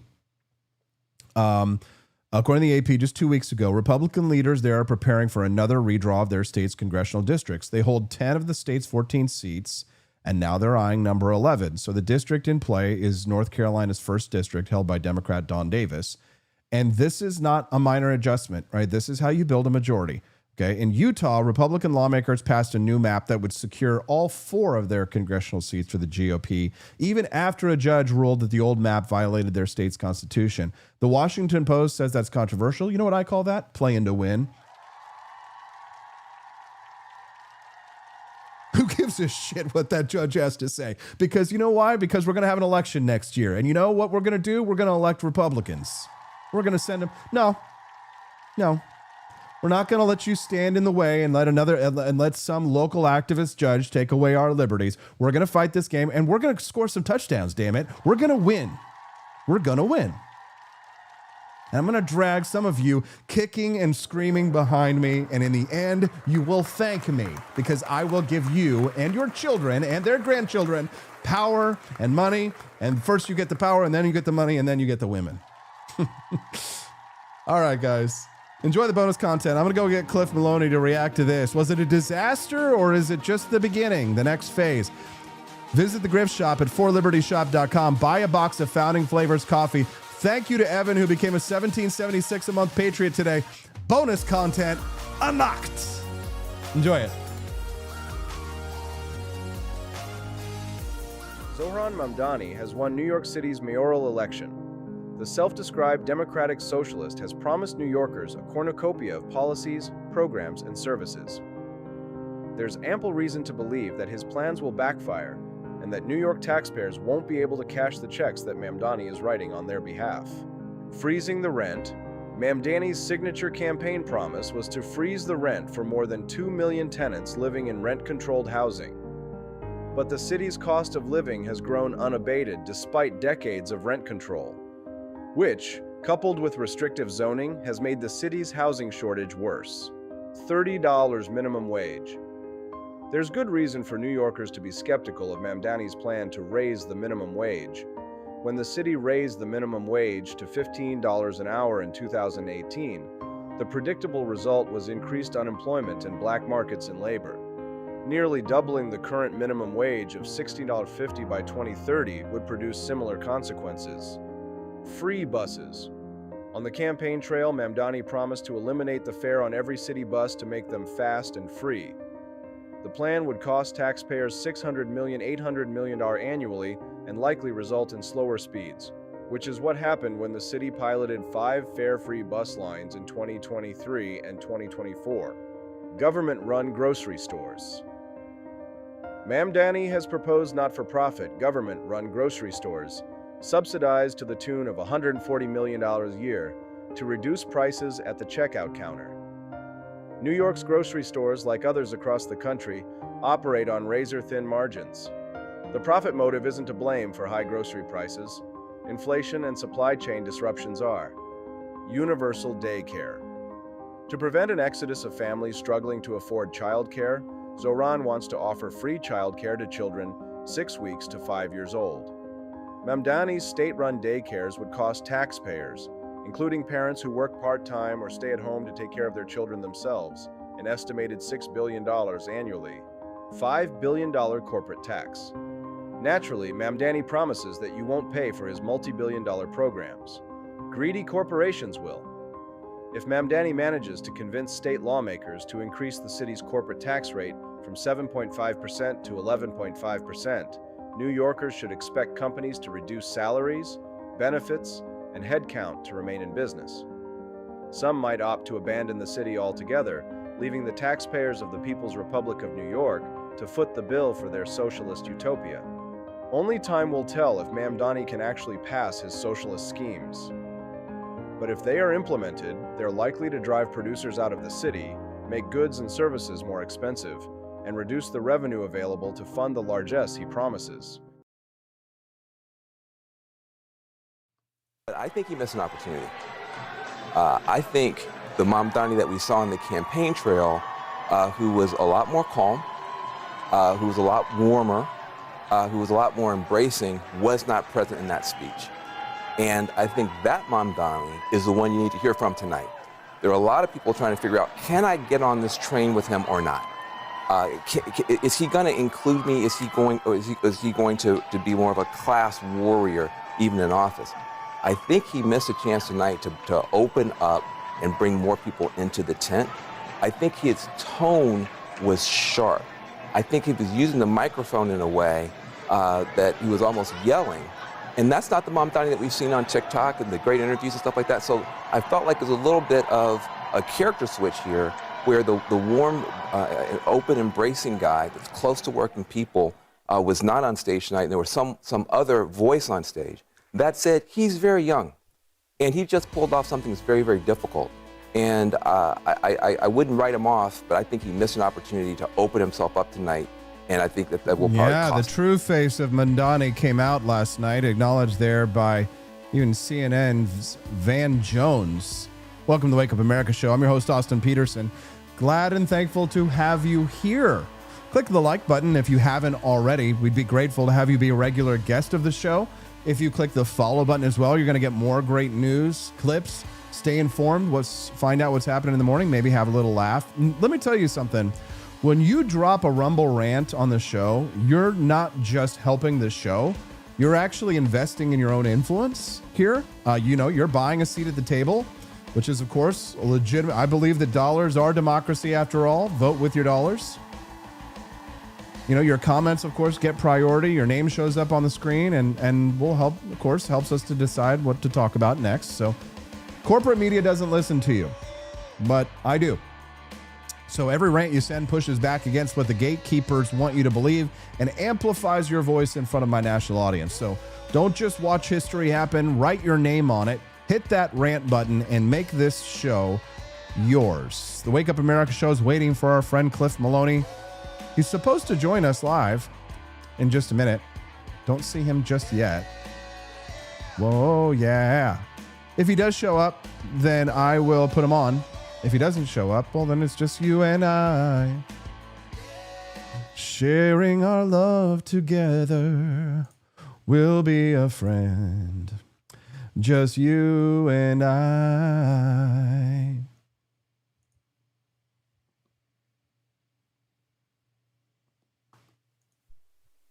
Scott? Oh, are you saying he wasn't the unifying voice of a generation that you predicted mere moments ago? Axe, where was the man that you predicted would not slice and dice the? Look, guys, he started his speech by quoting Eugene Debs, who ran for president of the United States 5 times as the Socialist Party of America candidate. He repeatedly attacked people in this. No, I know my socialists. I keep a close eye on them. I work close eye. So here's the thing. He went after everybody that he thinks is a problem. People who own things, people who have businesses. He said an interesting quote. No problem too large for government to solve.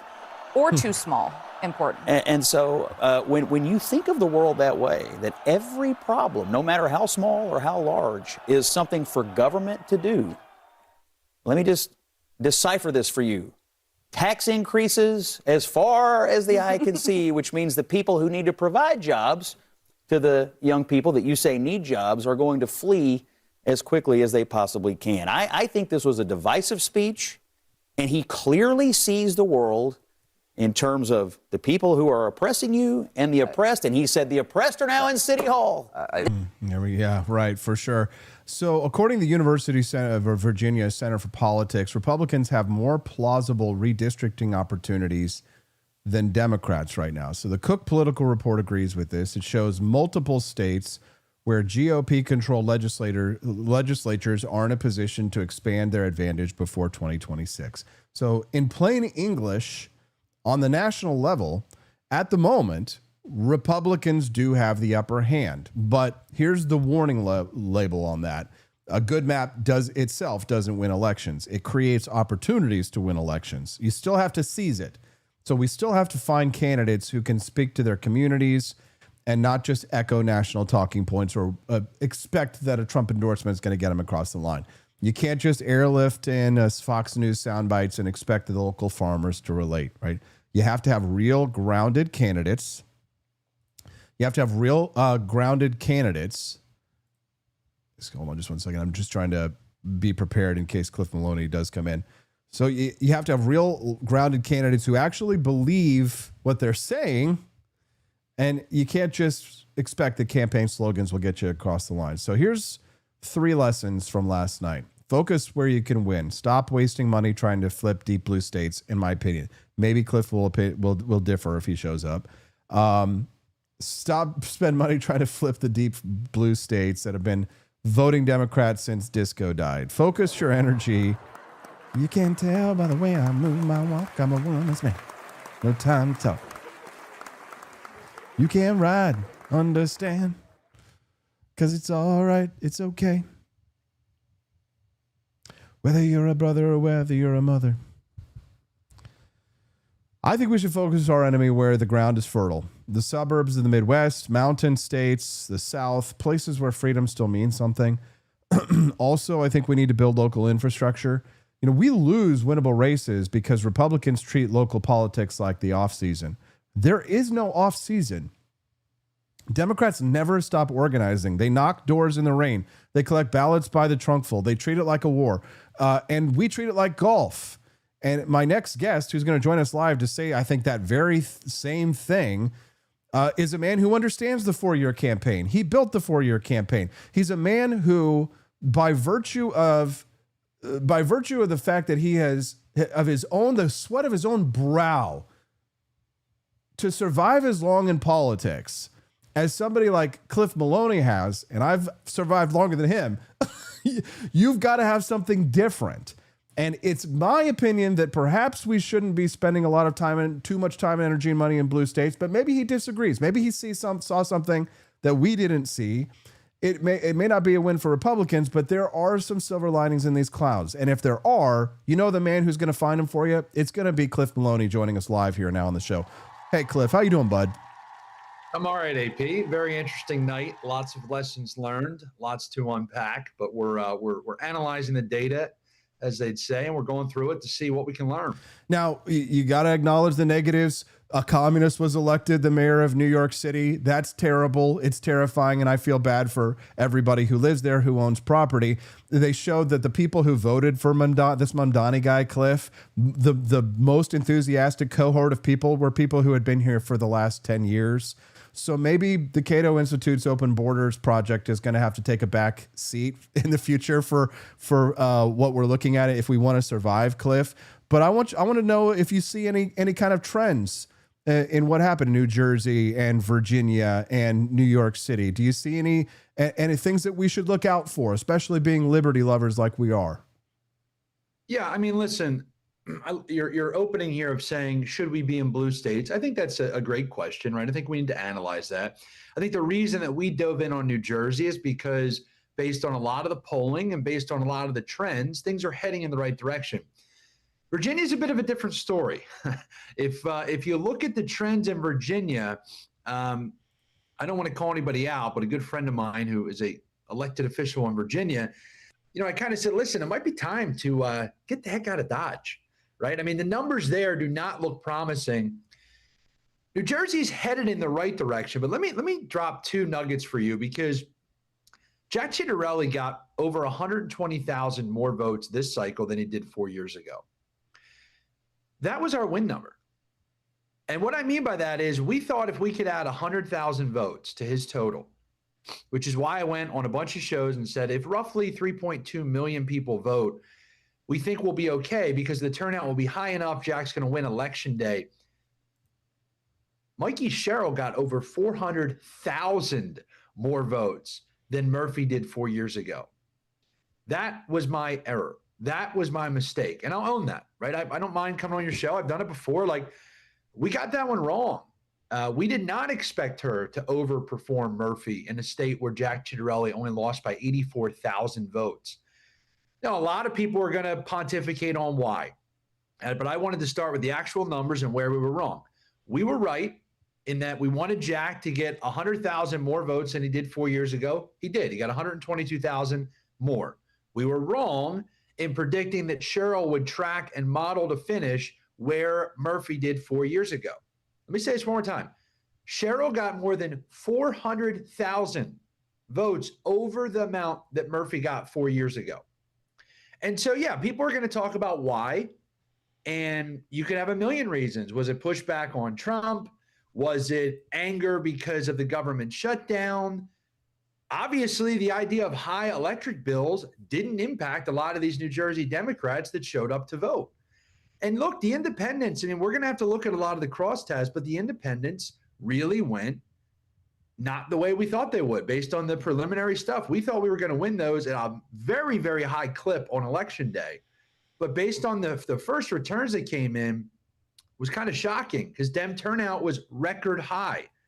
And right away, I mean, to have people call it 15 minutes in a race that I thought was going to be a nail biter, that was what we missed. We missed the intensity of Democrats and the idea that they would have a record-setting turnout in an off-year election in New Jersey. The thing that I've read about the independents from the exit polling is that Trump weighed down the ballot even though he wasn't on the ballot. But if he had been on the ballot, more Republicans might have showed up to vote for him. So we've got these counteracting forces, Cliff. Talk to us about the Trump factor. Yeah, it's a great question. And, you know, look, I did Charlie Kirk's show last night and we were talking about this. And I think at the end of the day, people want authenticity. I think people have to pick a side. And by the way, I thought Jack ran a fantastic campaign. I think him as a candidate, I think his team, his consultants, and listen, I'm a very harsh critic, right? He ran a very good campaign. I didn't really follow a lot of the Virginia stuff, so I'm not going to comment on that. I like Winsome a lot, but I'm just saying I wasn't as entrenched because of the New Jersey chase. We were seeing things, understanding things.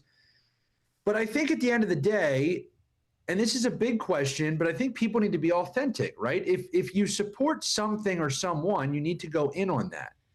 And I think the days of kind of this like milquetoast, well, what do I believe? And, I think Jack was authentic as could be. And I think other candidates, once again, this to me was kind of a fluke. This was a, hey, no one, I mean, listen, Oz, let me say this so I can clear the record. No one, and I mean no one, predicted or thought it was possible for Mikey Sherrill, one of the worst candidates in New Jersey history, to set a record for Democrat turnout on election day. Nobody. This isn't me like coming up with an excuse, right? No one saw that. So back to your original question. Yeah, you're right. There's two arguments there, right? If you distance yourself, you can get the independents and the moderates. If you go all in, you've got the MAGA world. You've got the hardcore conservatives. I think people should be who they are. And I think if you run on something that offers solutions, that's where you're going to get voters. But I also think one big takeaway from last night is we have to talk about kitchen table issues. Kitchen table issues. The things that people really care about, the things that are close to home. Look, I hate to tell you guys this, COVID, even though we were great on COVID, no voters care. No voters are coming out because of the lockdowns. Look at the PA judicial races. No one cares that these judges said, yeah, lock them up, throw away the key. Some of these issues that we care about, we should care about, but we have to understand messaging to voters on things that they care about. Taking their kids to basketball practice, putting food on the table, paying their mortgage. As liberty lovers, we hate that because we want to get in the weeds. Yeah, no, we do. But I'm going to tell you something else too, Cliff. I think that there are perverse incentives in politics, as you well know, just like there is in economics. If the Republican Party were out of power right now, if the Democrats controlled everything, I'd probably make more money on this show. I'd probably get more sponsorships. I'd get a lot more gold people because they want to sell gold to people who are predicting doom and disaster for this country. And so there's an incentive for people in my position, not me, because I wouldn't sell out my principles for a stinking gold ad. But what I'll tell you is Cliff, is that I think that there is a great demoralization campaign that is not just coming from the left, but it's coming from the right. It's the tired of winning. The Donald Trump, they're tired of winning on the right because I think that there is a perverse incentive for some of these podcasters and for some of these, YouTubers, Cliff, and bloggers to create controversy and problems where they don't exist because they're bored because we're winning on the Republican national level. And we're going to talk about maps and redistricting and the majority minority district and Supreme Court here in just a moment.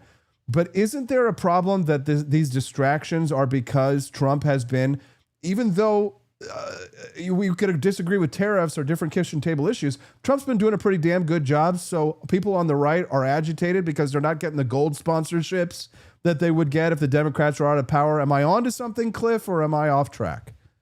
No, you're spot on. I think people don't want to admit it, but yes, I mean, Republicans are complacent, just as Democrats would be if there was a Democrat in the White House, which is why Jack Ciattarelli came so close after the 2020 election, because he ran in 2021 and you had a Democrat now in the White House. It's a different environment, right? I mean, once again, I'm not saying that we were expecting to get blown out. I'm not saying that at all. But we were expecting to have a very, very tough race. But the fact that they were able to perform and use Trump as that motivator, yes, there are a lot of incentives out there. People love it.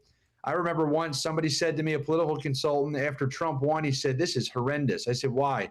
He said, "Because I was going to make so much money if Hillary Clinton was president."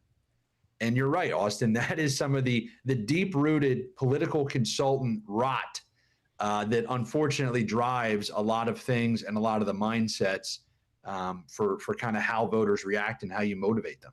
Yeah, I don't know if, Trump building a ballroom at the same time where people are struggling to pay for beef at the grocery store for their kid to feed their kids, it was bad optics. There is a Trump factor in this one. I strangely enough, I'm liking Donald Trump more and more as time goes by because I see some of the genius behind what he does. But the problem is communicating the genius. I think that Republicans have not done a really good job at communicating where the wins have really come from, and we've let the left define the narrative. Because we can't do anything about the fact that they own the legacy media and they're going to one-shot a lot of boomer brains for not the boomers who are watching this show. I'm not criticizing anybody who's watching this show specifically because it's a different, complete brain from a person who watches ABC News all day and turns on the Wake Up America show on Rumble 5 days a week, Cliff. So there is a problem, though, that the left is writing beautiful narratives. And Cliff, you are an incredible fundraiser. You're probably the best libertarian fundraiser in the United States, small L libertarian fundraiser in the United States.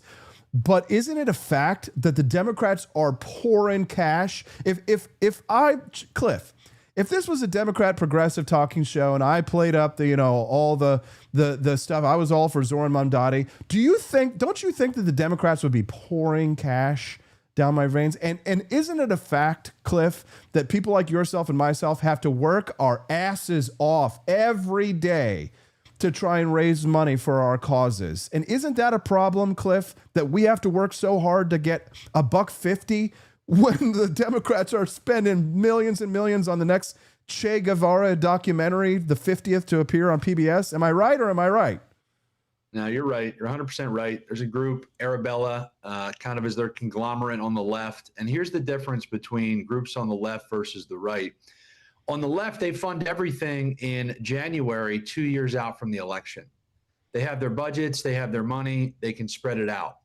Unfortunately, I mean, even our PHAs and NJHAs programs, I mean, we launched in August. I'd love to launch those in January, right? I'd love to have programs that are year round, and we're working toward that, right? Like I will say that on your show publicly, Austin, that I am working towards a permanent infrastructure. I am working towards having people in the field in key battleground states and having them never go home. Because that's what the left does, right? They're in these states, they're there constantly. Yes. And look, I hate to say this and make it so simple, but it's not even the message sometimes. It's they're spending the money to put the bodies on the ground to get all these registered Democrats who are never going to vote on election day to get them to vote. And that is the difference. I think we're learning that on the right. I do think 2024 was kind of breaking the bread to getting us to actually fundamentally change. But I think last night was a wake-up call that, wow, the left is serious. This is a business to them, and we better start acting accordingly. Yeah, it is. It's a permanent infrastructure, Cliff. And, there's a different mindset when it comes to funding these things. We also have gone through a lot of turmoil on the right over the last 10 to 15 years because we had this realignment. We've had like 2 or 3 realignments because there was the Tea Party years and money was flowing in and you had a lot of money coming into these institutions. But then as people who are on the inside of these institutions know, and Cliff, as you well know, a lot of these Tea Party groups were scammers, right? They were sucking up money from legitimate causes and sending them to causes that weren't. Cliff, you're one of the few legitimate ground game people that are not doing the 15%, take 15% of the commercial ad buy, right? Not to say that some of those consultants aren't doing good work, but the fact is that Cliff, is that there are a lot of institutions out there who are taking a lot of conservative and libertarian dollars and they're pissing them away. Am I wrong? No, you're right. I mean, listen, I always say, give money to the action tanks, not the think tanks. And there's a lot of great think tanks out there, but I just think for those of you looking to chip in $100 a month, do we really need another white paper that says that Social Security is going broke? We know. We've been saying that for the last 30 years, folks. What we need is to figure out how to actually change the culture, how to actually do the blocking and tackling to win elections so that we can change the policy as the culture is changing. So, yes, I mean, look, it's an epidemic. It's both the right and the left. The left deals with the grifters, too. But that's why when I make a pitch to people, I say, listen, $175 covers an entire day of ballot chasing. It's their housing, it's their food, it's their gas card, and it's their pay. And, that's just always going to be my pitch. I mean, obviously, with inflation, it might go up depending on gas money. But what I'm saying is I like to give people something tangible to give to. Because a lot of campaigns, a lot of organizations, it's just, hey, give us this money and it goes off into the ether, and it just becomes a fugazi, a fugazi. Yeah. So I don't really know how you fix that other than to just keep showing people the good work you're doing and get them to support it because it's real, it's tangible. They see the photos, they see the door knockers, and oh yeah, I want to sponsor that rather than I'll give $10,000 for a TV ad buy that they never really get to touch or feel, and they hope some people solve it. Cliff, we're a great team. You've put together a great team. You and I, we've worked together for years. I mean, you packed in, huge numbers of students, young people showing up to events. You have the security guard covering my head, bringing me in. They're all roaring and cheering. A lot of people have conspired against us over the years, Cliff, but we stay strong and we stay in the game. We know our lane. We stick to our lane. I had a little foray into electoral politics for a little bit, but now I've realized. Now, you know what's funny, Cliff, is somebody called me the other day and they asked me to run for office for the local House of Representatives seats. And for like 5 minutes, I considered it. I thought about it. I was like, you know what? It's a local race. Maybe people still remember me from the radio days. I'd only have to raise $40,000 or $80,000. But after this election, I will tell you, they're not giving a lot of money these days on the right, the conservative day. So how do we, Cliff, you're an expert on this.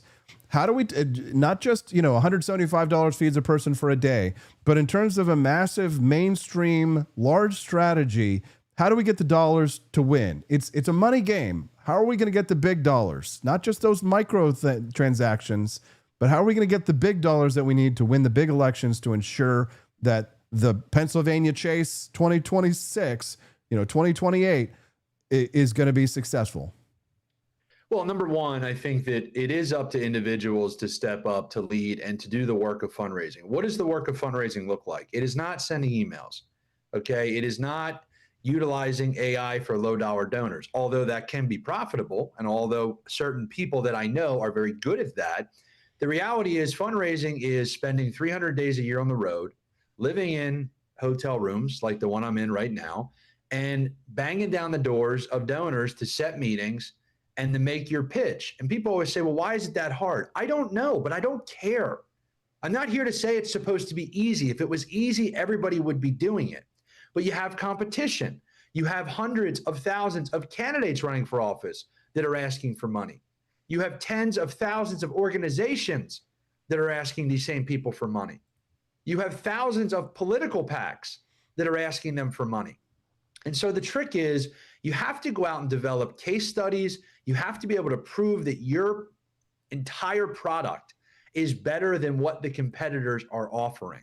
And that is where I've seen my success, Austin, is doing races, tracking the numbers, looking at where we knock versus where we don't knock, and then just showing that case study to funders. But it's not easy, right? If you know anybody out there who wants to write me a check for $20 million and we can cover 2 to 3 swing states in 2026, that would be great. But unfortunately, it takes grinding it out. It takes doing these meetings, and I'm blessed to be able to do it. Yeah. You know, it's a pain to travel all the time, but I get to go out there and fight for liberty and the causes I believe in, empower so many young people with jobs.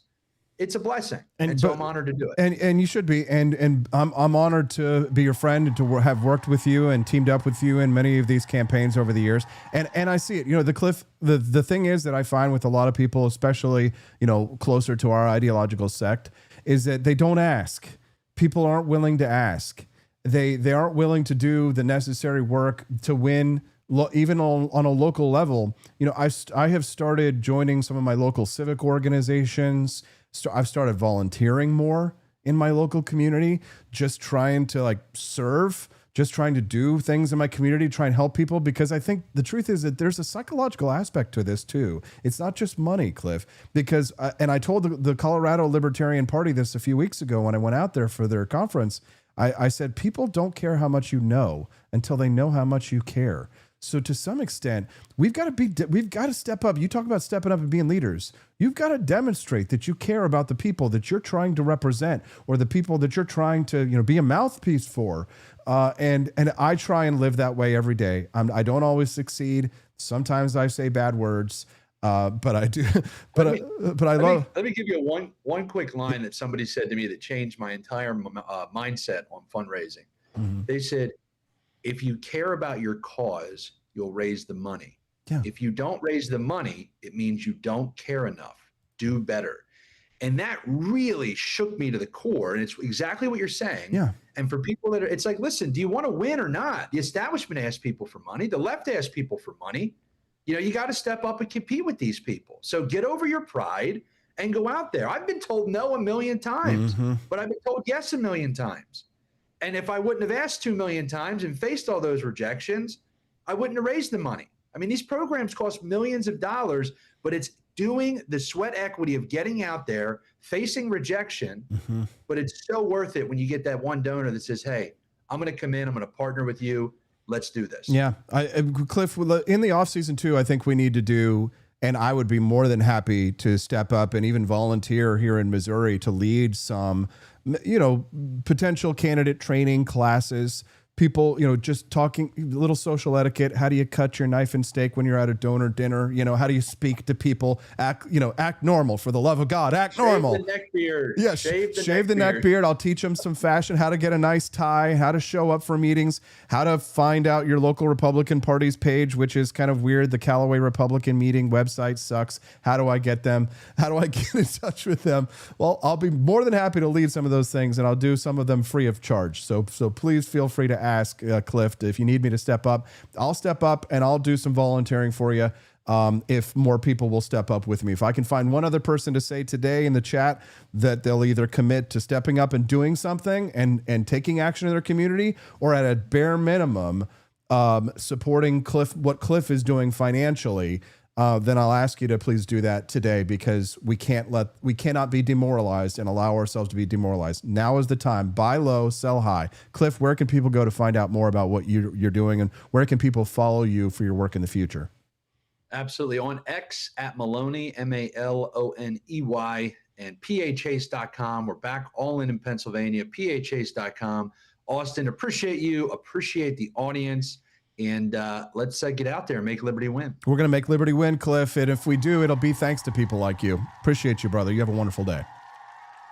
That's Cliff Maloney out there in New Jersey on the ground fighting for our liberty, even in the deep blue states. I'd love to hear from you what you think about the Wake Up America show. Does this show add value to your life? I'm really curious. I can't always know just by the comments, and I can't always read the comments, and then the comments disappear. So if you're Sprickle of Sprite over on YouTube, or you're YO Wild Man, or you're somebody who's new and haven't been around in a while, or maybe you visited the show a couple of times, or you're new, I'd really just love to get your feedback. Does the Wake Up America show provide you with the value that I hope it does? I'm putting a lot of time and effort, a lot of late nights trying to build incredible shows for you that are informative and fun and interesting and funny, trying to build a positive and healthy community for you. Is it working? That's all I really want to know. Usually people talk with their dollars, and that is a good sign, but I'd really like some feedback on what works for you guys, what doesn't work for you guys. And don't worry, people poop all over me all day long. So if you criticize me, it's not going to be the end of the world. Maybe it could be something that I can improve on so that the Wake Up America show is more valuable to you. For those who want to join the game today, it's time for the Great Grift Off Liberty Loot Live. We have unlocked the code. And for those who want to play the game, you've got to get logged into the website. You have to go to crowdparty.app. That's crowdparty.app. And you've got to put in the secret code. How do you get the secret code? Well, you have to send a text message. Right now I have 2 players, but I know we had at least 8 people who made purchases or made donations.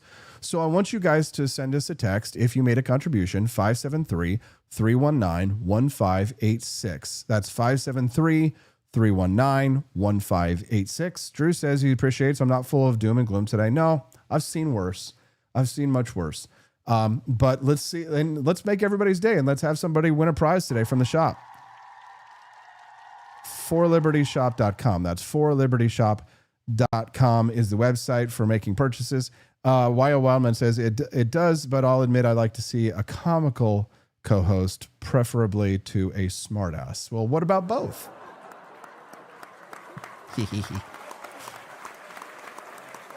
I've got 3 players right now. We're getting ready to play the Great Grift Off live. They say they want to play. I'll send them the room code. I'm helping get people in there. You got to go to crowdparty.app. That's crowdparty.app and enter your secret code. Remember, if you made a donation, then you are eligible to play the game. Once I play the Squid Game music, you'll have 30 seconds to get into the room. We have 3 people so far, and possibly even a 4th. If you donated, then you get a ticket to play crowdparty.app. Today, we're going to have a book lovers party. And once I start the Squid Game music, you have 30 seconds to get in the room and get your room code and get in there, or you lose your chance to play. But everybody who plays is going to win something, but one person's going to win a nice prize. Here we go. 30 seconds to play. If you didn't get your room code, send us a text, 573-319-1586.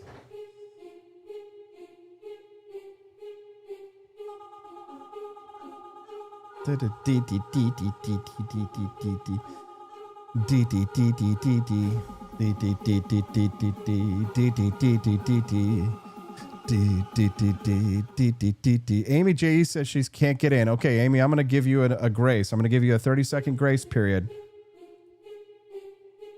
You got to send us a text and let us know what's going on, Amy. You've got the game code. I'm looking at the text messages. It's been sent. Crowdparty.app. Crowdparty.app. Enter that game code that was texted.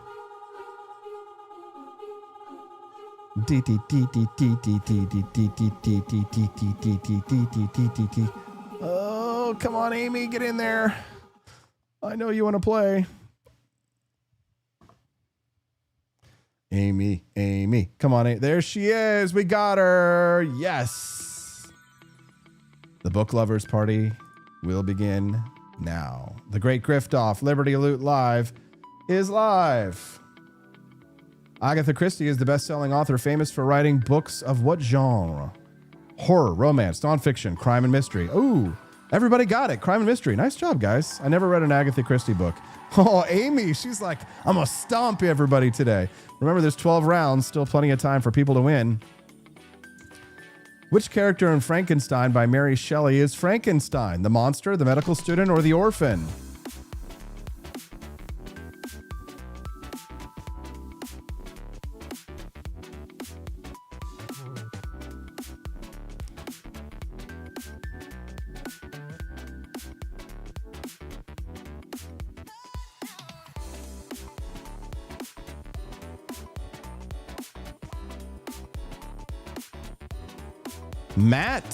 Matt Unruh, feeling kind of saucy today.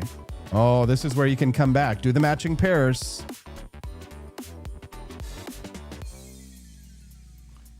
Who's going to win the matching pairs game? This is where people who are losing the trivia aspect can kind of come back. Let's see who did the best. Matt was feeling really saucy before. Let's see if he's still in the lead.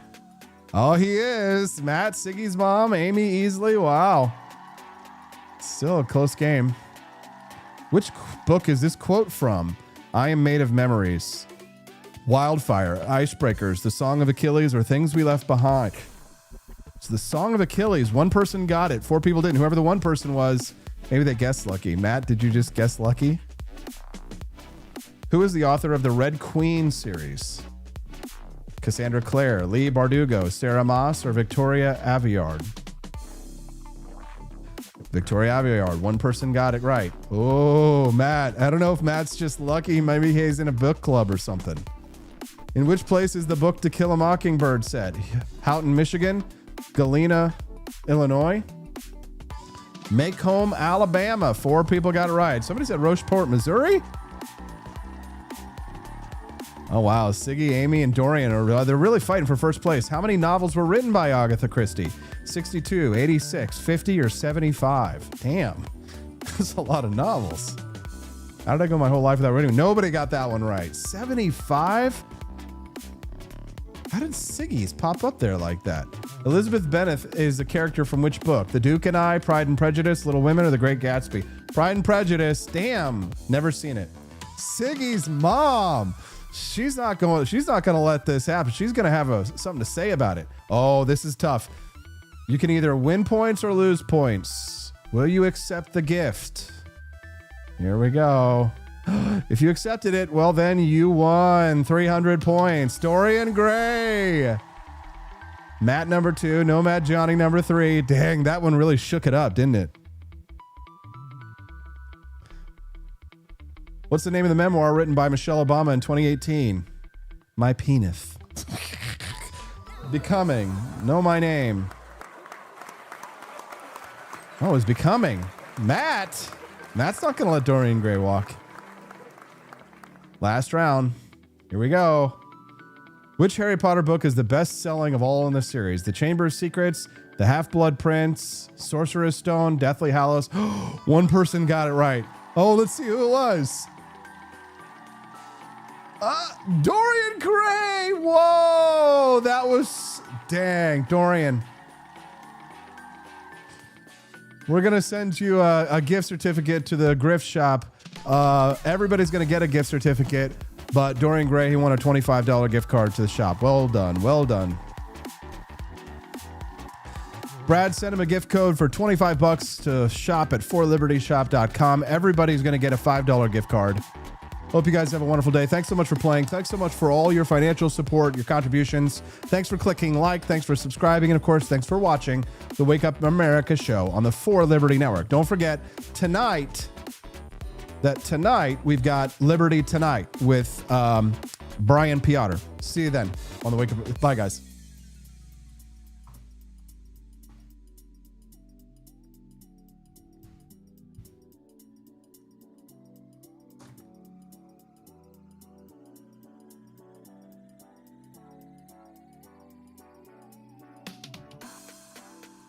Zohran Mamdani has won New York City's mayoral election. The self-described democratic socialist has promised New Yorkers a cornucopia of policies, programs, and services. There's ample reason to believe that his plans will backfire and that New York taxpayers won't be able to cash the checks that Mamdani is writing on their behalf. Freezing the rent. Mamdani's signature campaign promise was to freeze the rent for more than 2 million tenants living in rent-controlled housing. But the city's cost of living has grown unabated despite decades of rent control, which, coupled with restrictive zoning, has made the city's housing shortage worse. $30 minimum wage. There's good reason for New Yorkers to be skeptical of Mamdani's plan to raise the minimum wage. When the city raised the minimum wage to $15 an hour in 2018, the predictable result was increased unemployment and black markets in labor. Nearly doubling the current minimum wage of $16.50 by 2030 would produce similar consequences. Free buses. On the campaign trail, Mamdani promised to eliminate the fare on every city bus to make them fast and free. The plan would cost taxpayers $600 million, $800 million annually and likely result in slower speeds, which is what happened when the city piloted 5 fare-free bus lines in 2023 and 2024. Government-run grocery stores. Mamdani has proposed not-for-profit, government-run grocery stores, subsidized to the tune of $140 million a year, to reduce prices at the checkout counter. New York's grocery stores, like others across the country, operate on razor-thin margins. The profit motive isn't to blame for high grocery prices. Inflation and supply chain disruptions are. Universal daycare. To prevent an exodus of families struggling to afford childcare, Zoran wants to offer free childcare to children 6 weeks to 5 years old. Mamdani's state-run daycares would cost taxpayers, including parents who work part-time or stay at home to take care of their children themselves, an estimated $6 billion annually. $5 billion corporate tax. Naturally, Mamdani promises that you won't pay for his multi-billion-dollar programs. Greedy corporations will. If Mamdani manages to convince state lawmakers to increase the city's corporate tax rate from 7.5% to 11.5%, New Yorkers should expect companies to reduce salaries, benefits, and headcount to remain in business. Some might opt to abandon the city altogether, leaving the taxpayers of the People's Republic of New York to foot the bill for their socialist utopia. Only time will tell if Mamdani can actually pass his socialist schemes. But if they are implemented, they're likely to drive producers out of the city, make goods and services more expensive, and reduce the revenue available to fund the largesse